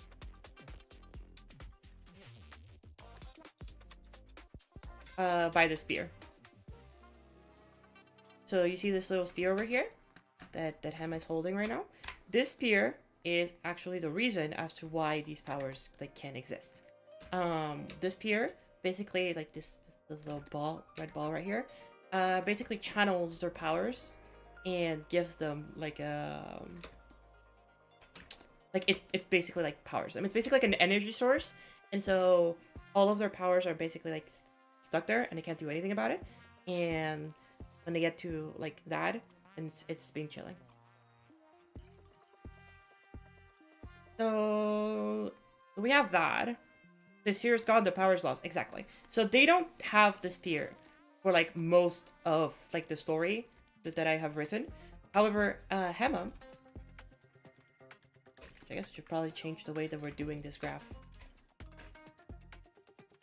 Now, like, it's all about Valix, and now we can't talk about Hema. Hema is not old. She finds spear.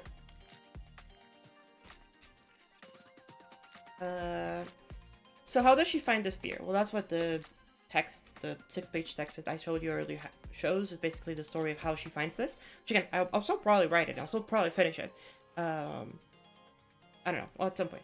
Basically, she finds the spear at the ruins of like the last battle that her parents like had versus the world. Again, big world building here. We're ignoring like a bunch of the story, but like we just gotta get through the point because none of this is important for this actual game. She finds the spear, and so Hema, when she has the spear, actually doesn't do anything to her because the necklace that she has that contains the gem isn't actually attached to her. The necklace that she has is has,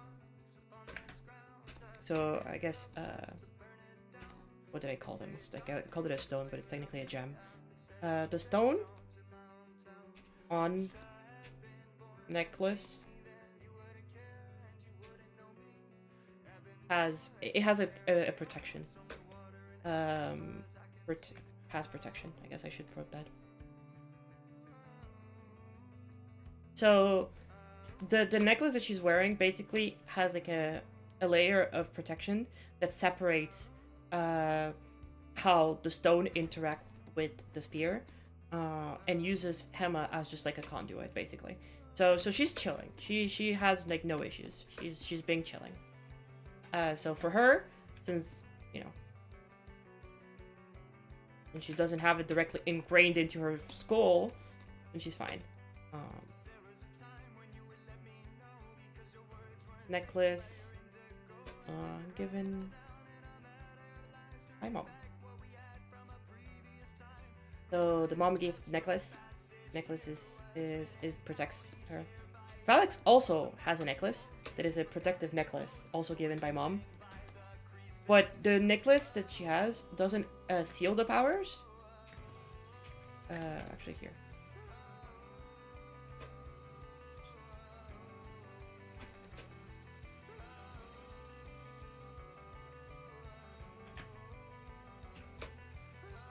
It just diminishes them. I guess I should probably write necklace given by mom here too.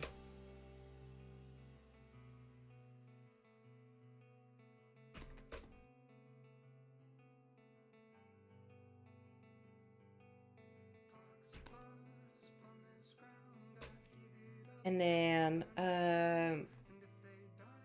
necklace diminish. I think it's diminishes with an E, or maybe it's an I.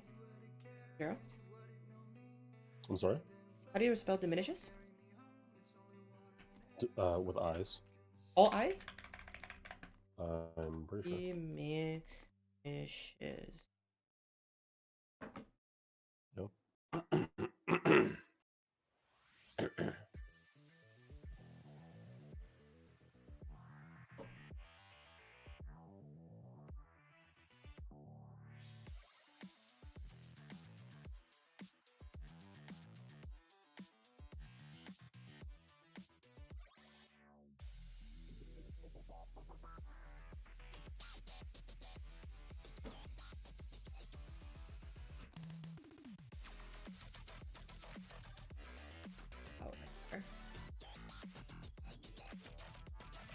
God damn it, I can't fucking write.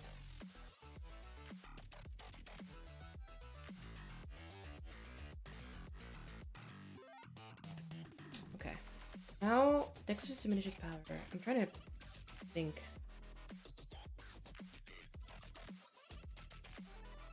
I'm trying to fucking think.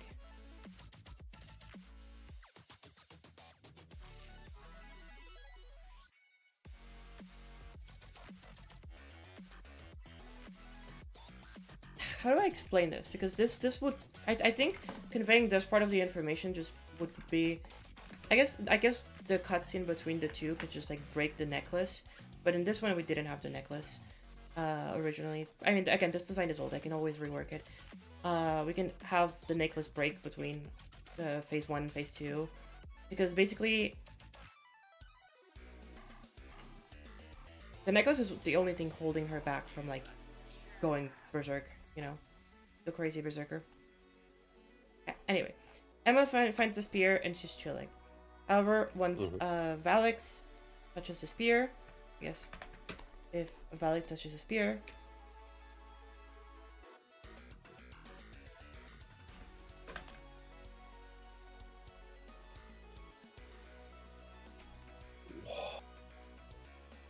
equal goes evil. There we go.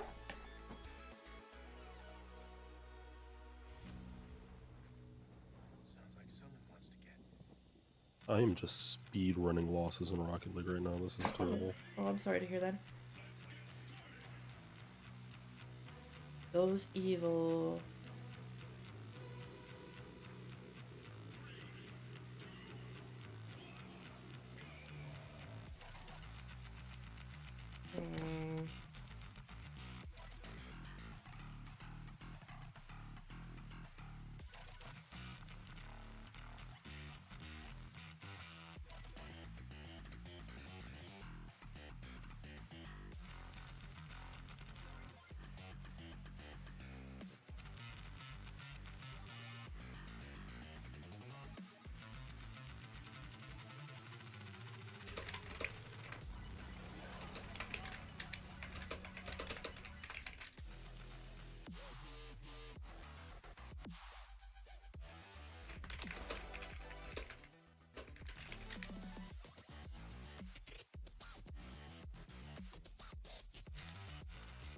Need some help from you now. Okay, Help me out here. of course. What do you need help with?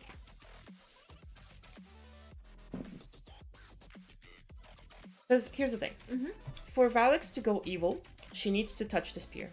However, the way that I wanted to start this level was that the spear would be like buried in this, in like, you know.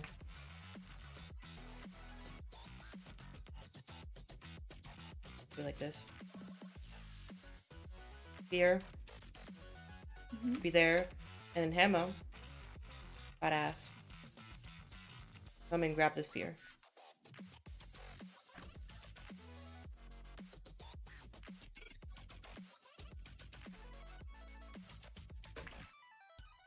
He grabs the spear. Yeah. Because that's the weapon that you're gonna use to fight. To fight the valley. Yes, to fight Valix. Now Valix, which is demon, our grandpa demon.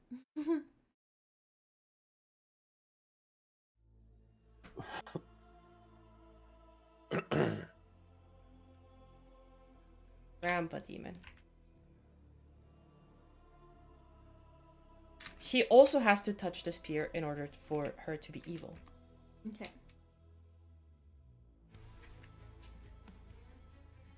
Now the question is, there can't be two spears.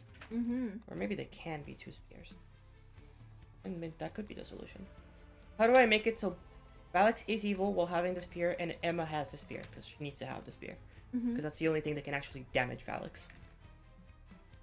According to the lore. Which I created, which I can always change, but I should stay consistent. So... Goodbye, this disguisable, take it easy. idea. It's a... It could be a way that like Valix is, you know, being sisters and being like good and hugging each other good again. No, But one of them something is gonna like die. Yeah, Okay. but then she like grabs this. No, so Valix Valix has been, during this entire time, Valix has constantly been trying to kill Emma. Oh, Emma. okay. So, No, so that they can are work. they are not in friendly terms anymore. They are not happy anymore. Mm-hmm. The moment that she turned evil, she's been trying to kill Hema the entire time. Because basically Hema is the only person in this entire world who can actually... Were they already fighting then? Yes, this is Oh, basically... okay. We are in the final battle, essentially, Ah, for so they this were story. already fighting. Yes, this is basically the final battle of the story, which is big spoilers, I guess, but like I'm not making the whole game. If you want to read the story, you can go read it once it's done. But this is big final battle.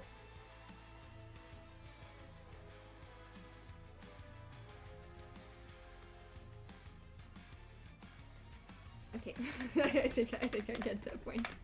Thank you. Final battle. Okay. Okay. Well, she couldn't get just.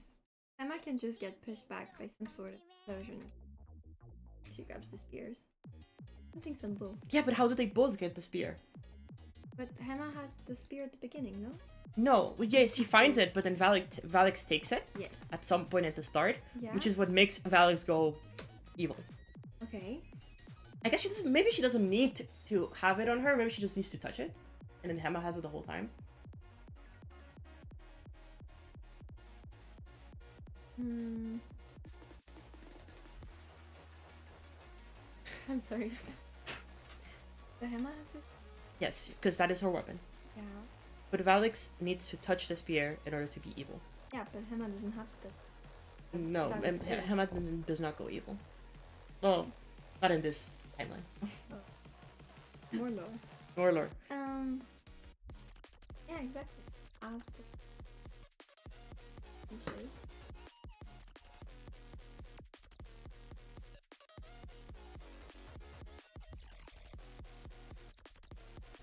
And she touched. She's already evil.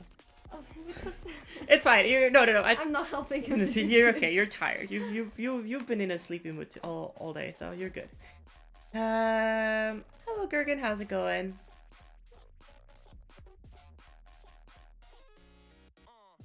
Do I remember you? I'm sorry, I'm very bad with names. I apologize. But hi, welcome to the stream. Glad to see you back. Give Okay, me like 2 seconds. My mom needs me to help her with the Wii. with the Wii, Apparently she wants to set up the Nintendo Wii. the so Nintendo I gotta Wii go. from like 2003. Yep. Okay, Yep. So yep. You hear me? Okay. Okay, so here's the dilemma that I'm not entirely sure on how to do. To maybe explain it to you a little bit better. The vibes are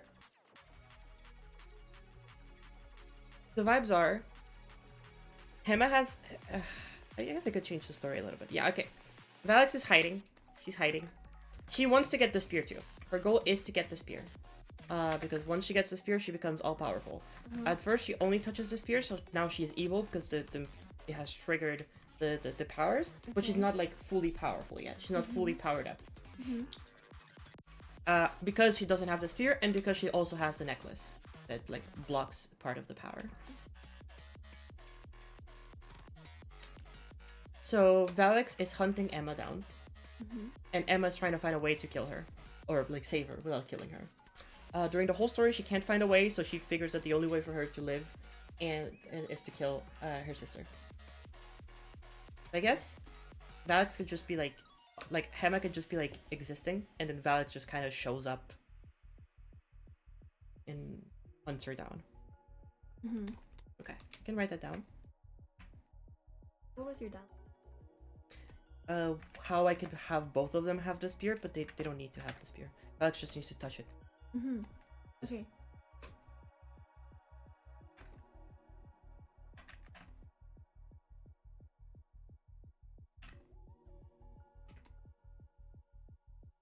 Okay. Yeah, I guess there is no dilemma. I just need to. Yeah. Okay. That's what I thought.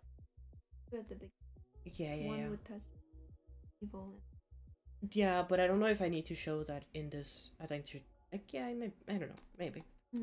Because again, like this, she's already been evil this entire time. So that's why I'm like kind of confused what to do or how to communicate that properly. But I don't think I need to. Okay, that's fine then. So now Hema has to kill Alex. That's her goal.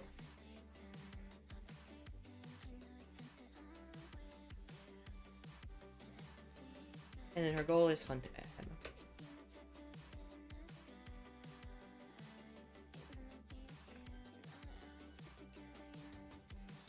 Okay, got it. So now that we have the general ideas of what happens in the lore. So how does Hema attack? Well, obviously you have a spear, right?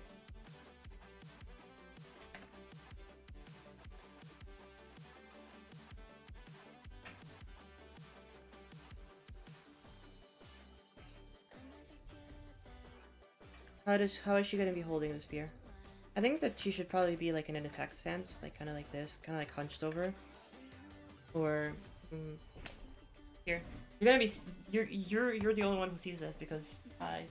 But a lot of the times when I need pose refs, I actually do them myself. Yeah. So yeah, Chad, you don't get to see this as per usual. But I'm trying to see what's like a most comfortable way to like hold it here. Can you give me my swords?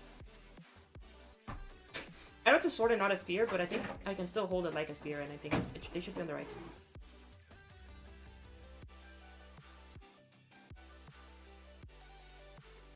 Thank you.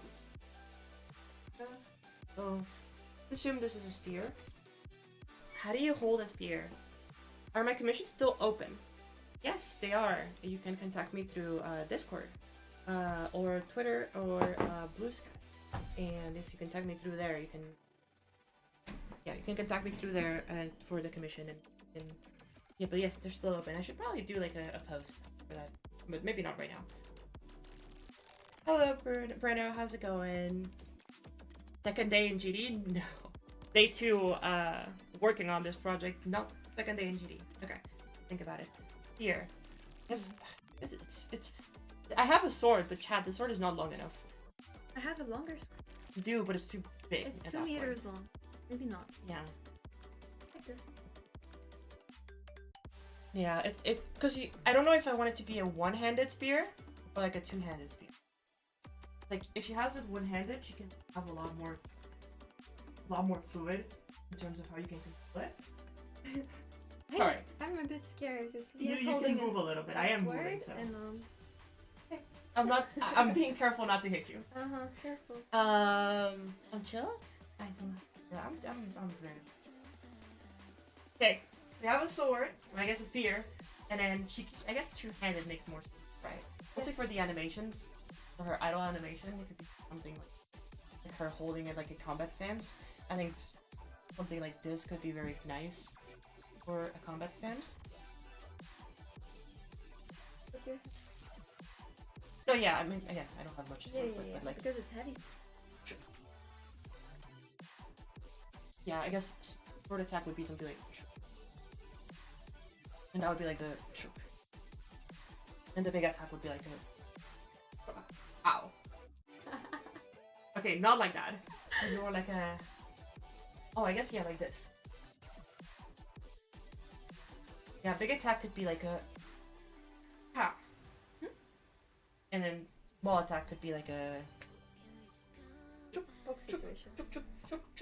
okay, I like so that. pokey is the small attack, and then charge attack is hold it like this, and then swing overhead. And you could block. Oh yeah, but I mean the parry would just be you do the attack, and the animation gets interrupted, and there's just like a visual effect. Okay. That works. So, I guess basic stance is just like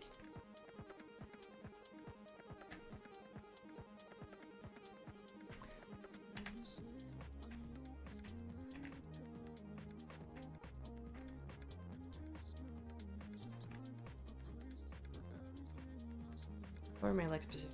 This leg was positioned.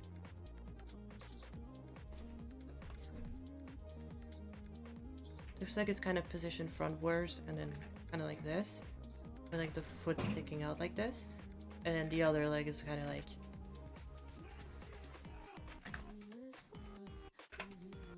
yeah, it's not that wide open, but it's more like a... I guess you could stand a little bit more straight.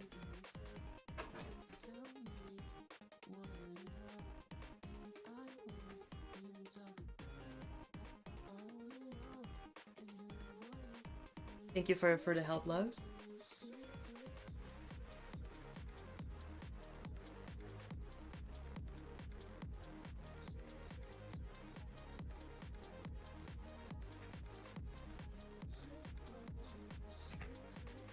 Hello, Sevcon. How's it going? Welcome to stream. This could just be foreshortening, and then this pier could be somewhere like here, for example.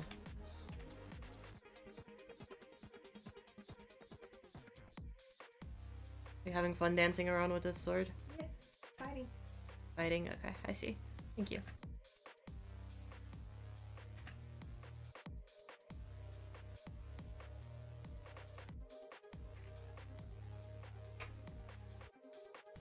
Finally, I've beaten the hardest level of Geometry Dash, the save button. Oh, congratulations. My goodness. I've heard some really nasty stories about that level. Or about that thing. Good. We'll have to work on the pose. I'll check for references to see what's like the best way that I can pose the character. But basically, it stands. She stands up.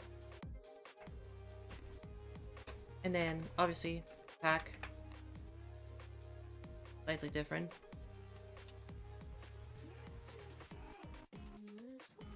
So, now do the pokey. I think she should bend a little bit more for the pokey. Yeah, kind of like bend forward. Her arm like comes up a lot more. And for shortening is important, chat. And then this one goes forward. And then spear goes there.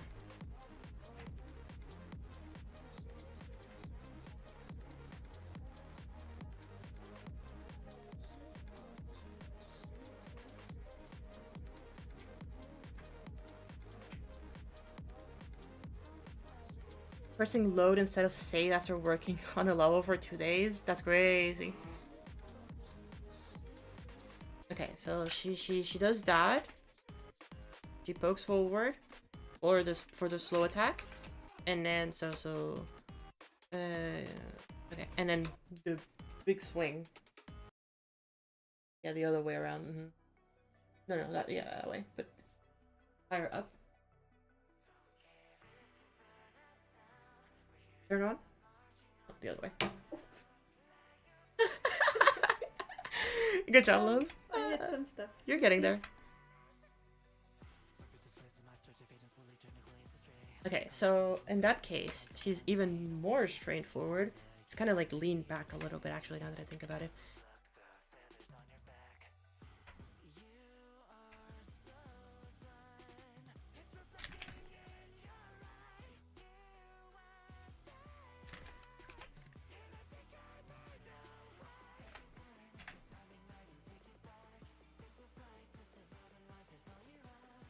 So we have the arm kind of reaching back here, and then this arm also reaching up here with the spear over here.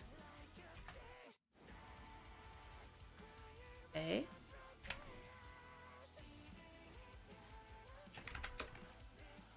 No, cancel. Don't delete the whole thing, please. Thank you.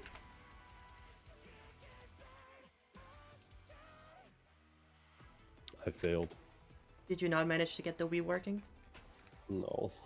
Oh. It was too hard. The Wii was too hard for you. The Wii has won. Okay, thanks, love. I think so.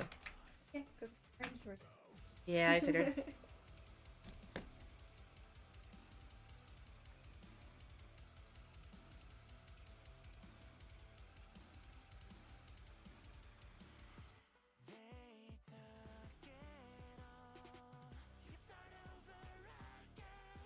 Okay, so we have the two attacks, and then so now we have the this very quick sketches. And chat, it doesn't need to look perfect. It just needs to be. It just needs to be.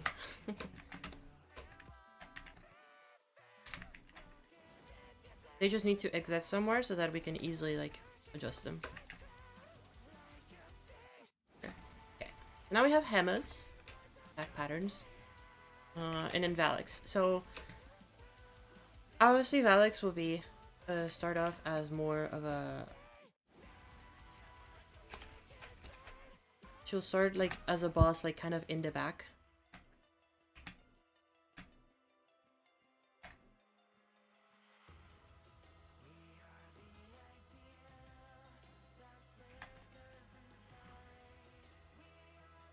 It's gonna be floating.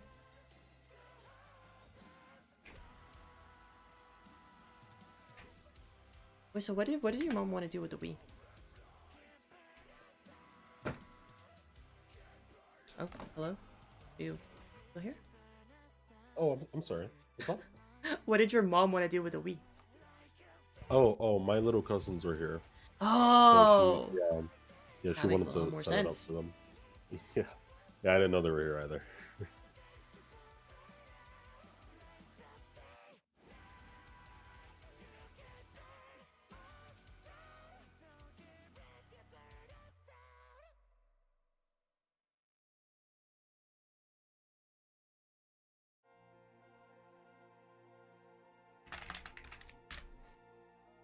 Okay, so attacks from her.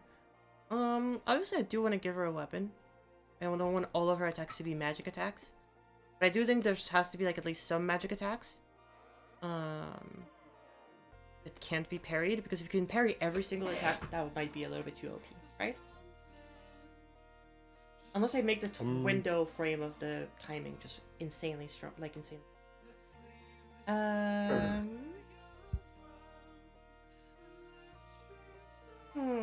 I mean, you could do the thing that some soul-like games do, where You it's can't like, you know, parry those attacks like, usually. yeah, like some attacks can be parried, but like, you know, like heavy attacks can't be parried, so you have to do something else, like completely avoid them or something like that.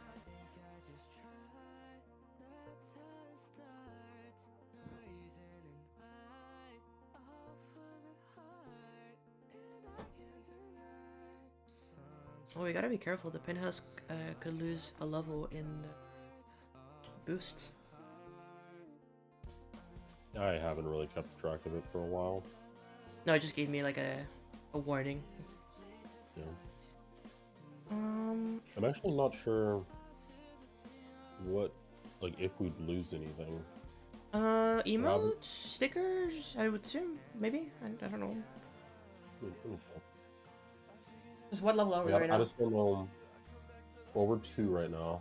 Yeah. I just don't know if like the amount of things that we put in the server, like, even goes beyond like what level 1 gives us. Okay.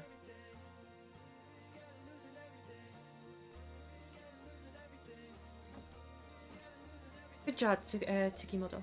Okay, so there has to be a couple of attacks. So there's, you know, big ball attack, big magic energy attack. Big Just bang nukes the attack. whole screen.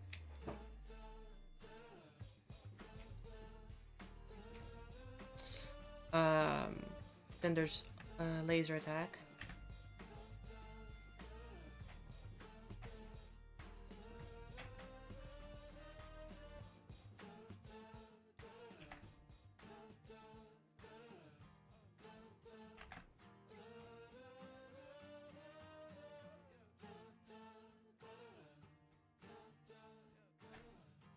Laser attack.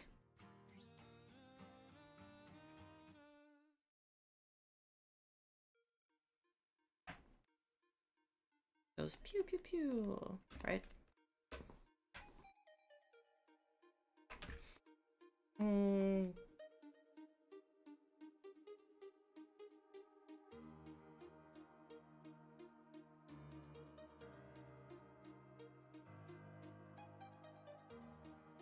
I think for the first phase, maybe having 2 magic attacks. Oh, wait, no, hold up. Because how many attacks do I want to have for each phases?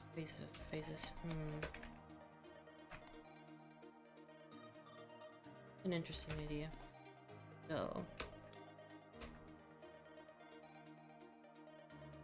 because you can still have the same attacks from phase 1 in phase 2 and phase 3. It could just be like different, like, colors, you know?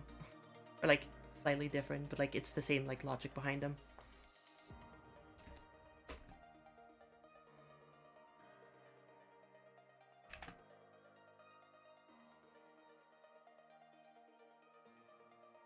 Is laser with an S or with a Z? It depends who you ask. If I'm asking you. Then it's LASER.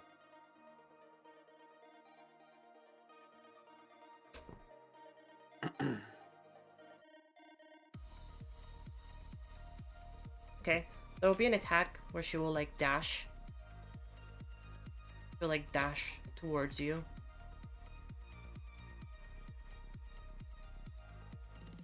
With her sword.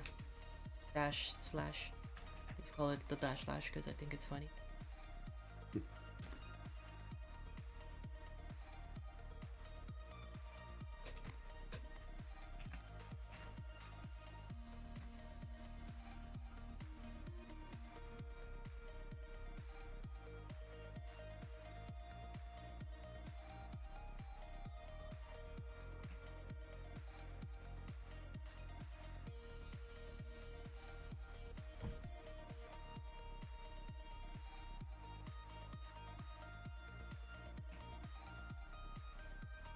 She goes and she neumes. She goes and she slashes.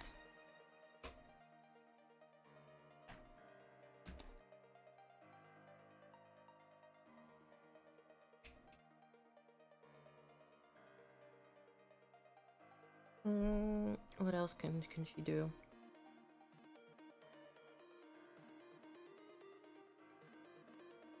Yeah, I think of really cool things that could happen with her.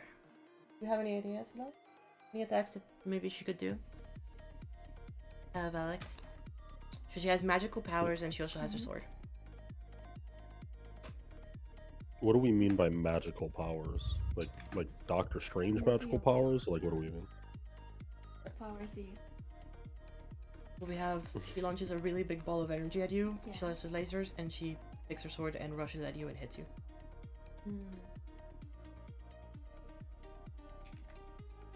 In this phase, she can fly. Probably point that out. And by magical powers, there is like literally no restriction on the magical powers. Like she could go insanely fucking. She could break the whole limits of the world. You wanna add? She can teleport, yeah. But I think it's just better if you just make her fly somewhere really fast instead of just teleport. I feel like if she can teleport, then like why don't she fucking teleport right in front of you and kills you? That's a good point. Okay. Like so you know, while you're not looking, just kills you. Teleports in the same location as you, stabs you. Like you know, like she can fly very fast. I don't think she can teleport.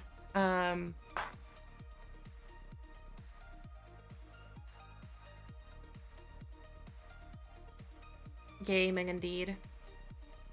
Do you want his or something? Do what? Freeze.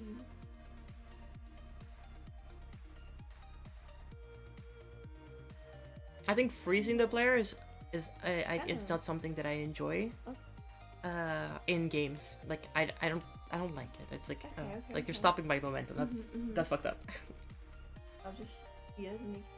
No, that's okay. Good idea though. It's all good. I think, because again, I don't want to use all of the attacks because I have a really cool. Because on phase 2 she can't fly anymore.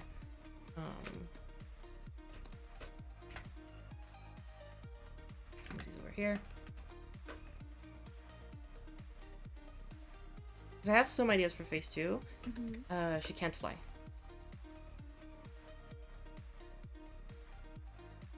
But she's still fast.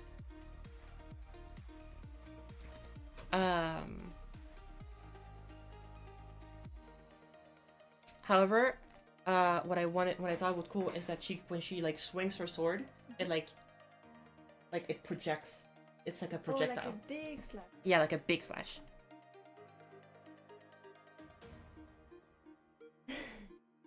Big slash. And then, obviously she has like a normal sword attack. Again, she can normal slash. And then, she can also like throw her sword and then recall it. Ooh, like a. Yeah, kinda, yeah. Again, we don't know if we're gonna do all of these, but these are ideas. Any attack that you have to jump over, you can jump over the throw sword. You can jump over the dash slash. It's like she's just dashing at like player level, so you can jump over it and dash to like, or roll to like, you know, ignore it.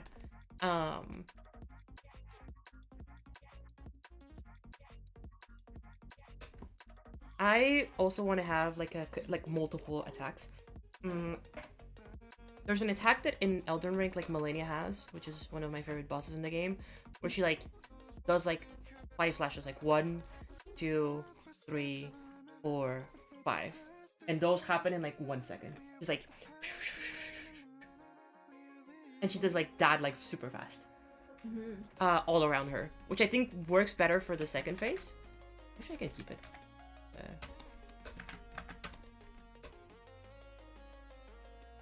What would that call it? Would that be called like a flurry of slashes? Is that it? Hero? Huh? I'm sorry. Would that be, well, if she attacks like super fast, like this, like shoo everywhere, around her, that what would we call it? Like a flurry of slashes? Is that? Yeah. How would you spell that? Like Flurry is F. Yeah. FLURRY. Got it. Okay.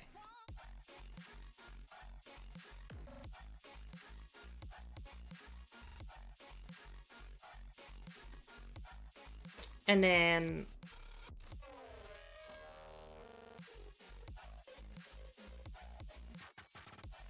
oh, I think it'd be really cool if she has an attack in the first phase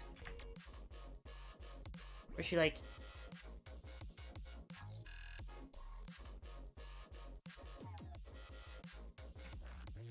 creates like a black hole like where you are, and after like a second it just like implodes in itself.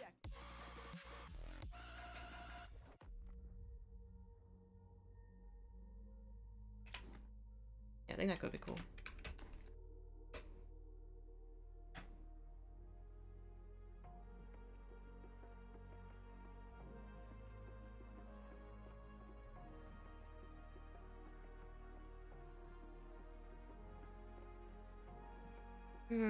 Okay, so I think we have, again, phase 1 is a little bit more focused on the magic stuff.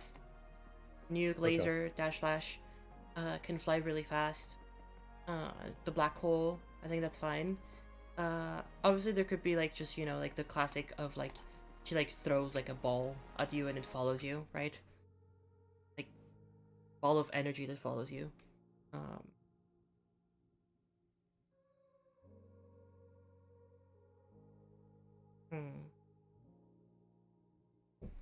Let's set it up. Let's call it balls. I'll remember what it means.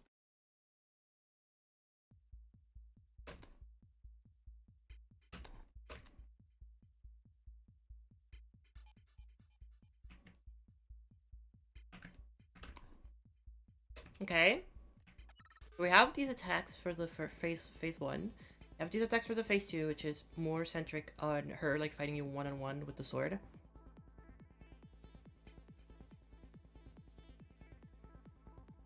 And then phase 3. What is phase 3? She's just way faster. And she has all attacks. So same person from phase 2. Yes. Just in between phase 1 and phase 2, there's like a change in her visuals. Okay. And then phase 2 and phase 3 is the same. She just becomes angrier. Faster. Actually, yeah. All previous attacks.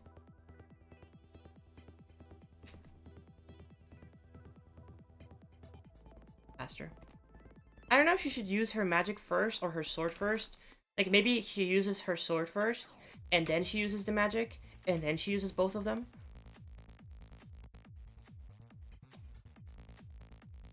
Because the way that I was thinking is like she attacks you with a lot of magic at first, and then like you kind of break away her like magic powers by like breaking the necklace, and then she's like, all right, 1v1, and then she pulls out like sword. Maybe she pulls out a second sword, and now it's a serious time. I don't know. What if she had an attack where she like like stuck her sword into the ground, and then like the tip of it popped out of the ground like near the player. I mean, she could just Or do that maybe with... maybe like a portal. Yeah, but that's kind of like the throw sword attack. Like, she throws the sword at the player, and it just, like, pokes it. It's kind of like that, I guess. Maybe she throws it on the ground, and, like, it creates spikes that, like, come out of the ground, and... Yeah, or that's maybe, like, a that's shockwave. what I'm saying. Yeah.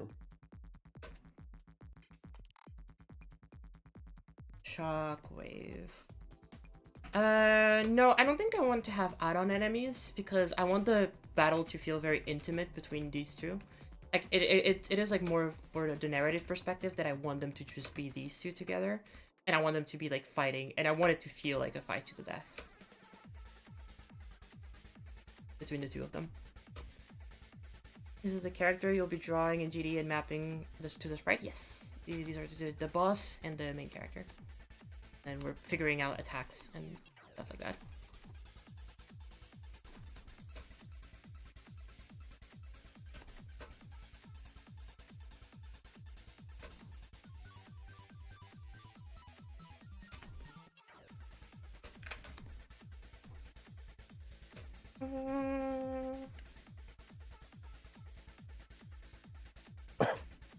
I'll have to rethink whether I want...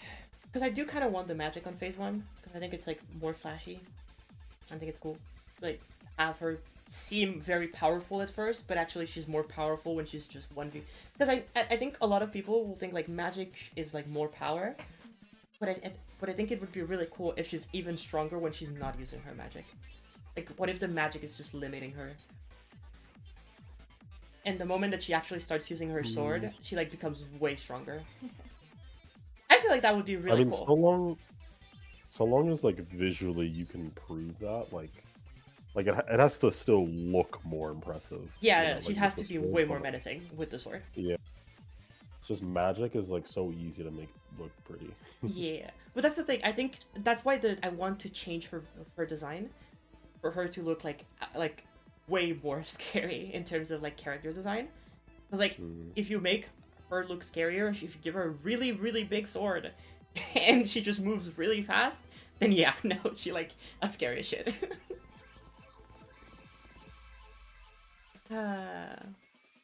Thank you, William. I appreciate it. If not an add-on enemy, I was thinking potentially could stop some attack by attacking her sword. Well, you can parry all of the sword attacks. You can parry all of the physical attacks. But you can't parry any of the magic attacks.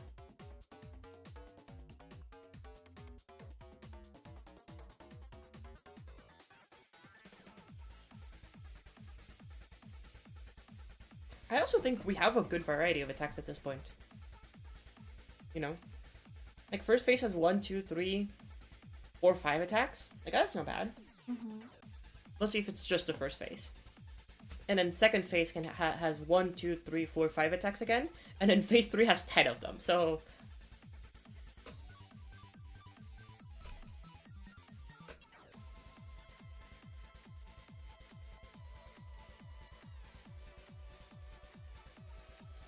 I'm trying to think, is that enough attacks? I think for this scenario, I think it is enough. You know? Yeah. Okay. Because at least now we have a list of attacks that we can like bring back into GD, and like we can actually start planning on it. Like obviously, like we can just use the cursed sword as like Valix right now, and the square as Hema. You know, we can move her around because we still have to like track around like the movements around and like the whole AI of like the boss wanting to attack you. Like the attacks being aimed towards you, that's easy, but then the boss like positioning itself to attack you and stuff like that, you know, I have to like create different things around the arena, like make it fit. So for example, like here, if I don't want the camera to be that zoomed out, for example, like I can zoom in on like the player instead. I feel like this should just follow the player.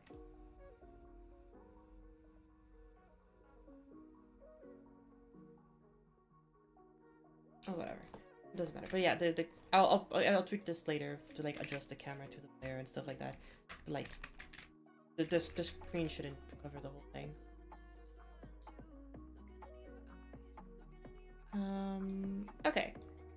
I think I am okay with how much progress we did today. We figured out the heavy attack, which was really important in my opinion. We figured out like the balancing of the attacks, which I think is good. We also did the boss health and the player health and their interactions. Obviously, you know, there's the boss hitbox, but there's also like the player, like the attack hitbox. I don't know if the boss hitbox and the attack hitbox will be the same. I think they might be different. I might just create a different thing for the attack hitbox, and it'll just trigger the same exact thing, right? But yeah.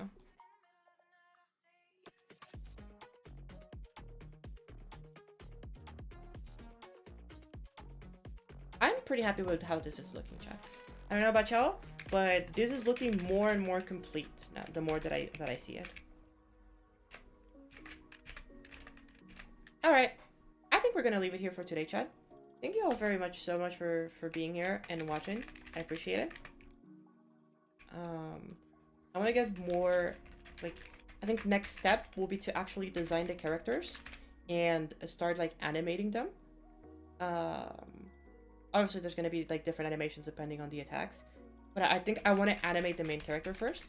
I think that's going to be my next step. I'm going to finish the design of the main character and then completely animate the whole thing, make sure that everything's chilling in terms of like the flow and the animations, and all of her is like perfectly done.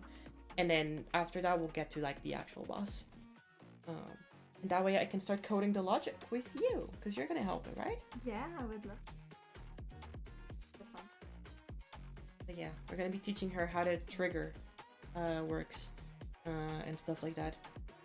I think should be pretty cool. But yeah, thank you all so much for watching today. I think I'm gonna leave stream here. You want to say bye-bye to chat? I don't even know if he's here. Hi. Bye, chat. I don't know why. I was just like listening like I was watching stream, but like I'm here. Yeah, you are. You can just say chat. You can just say bye-bye. Bye.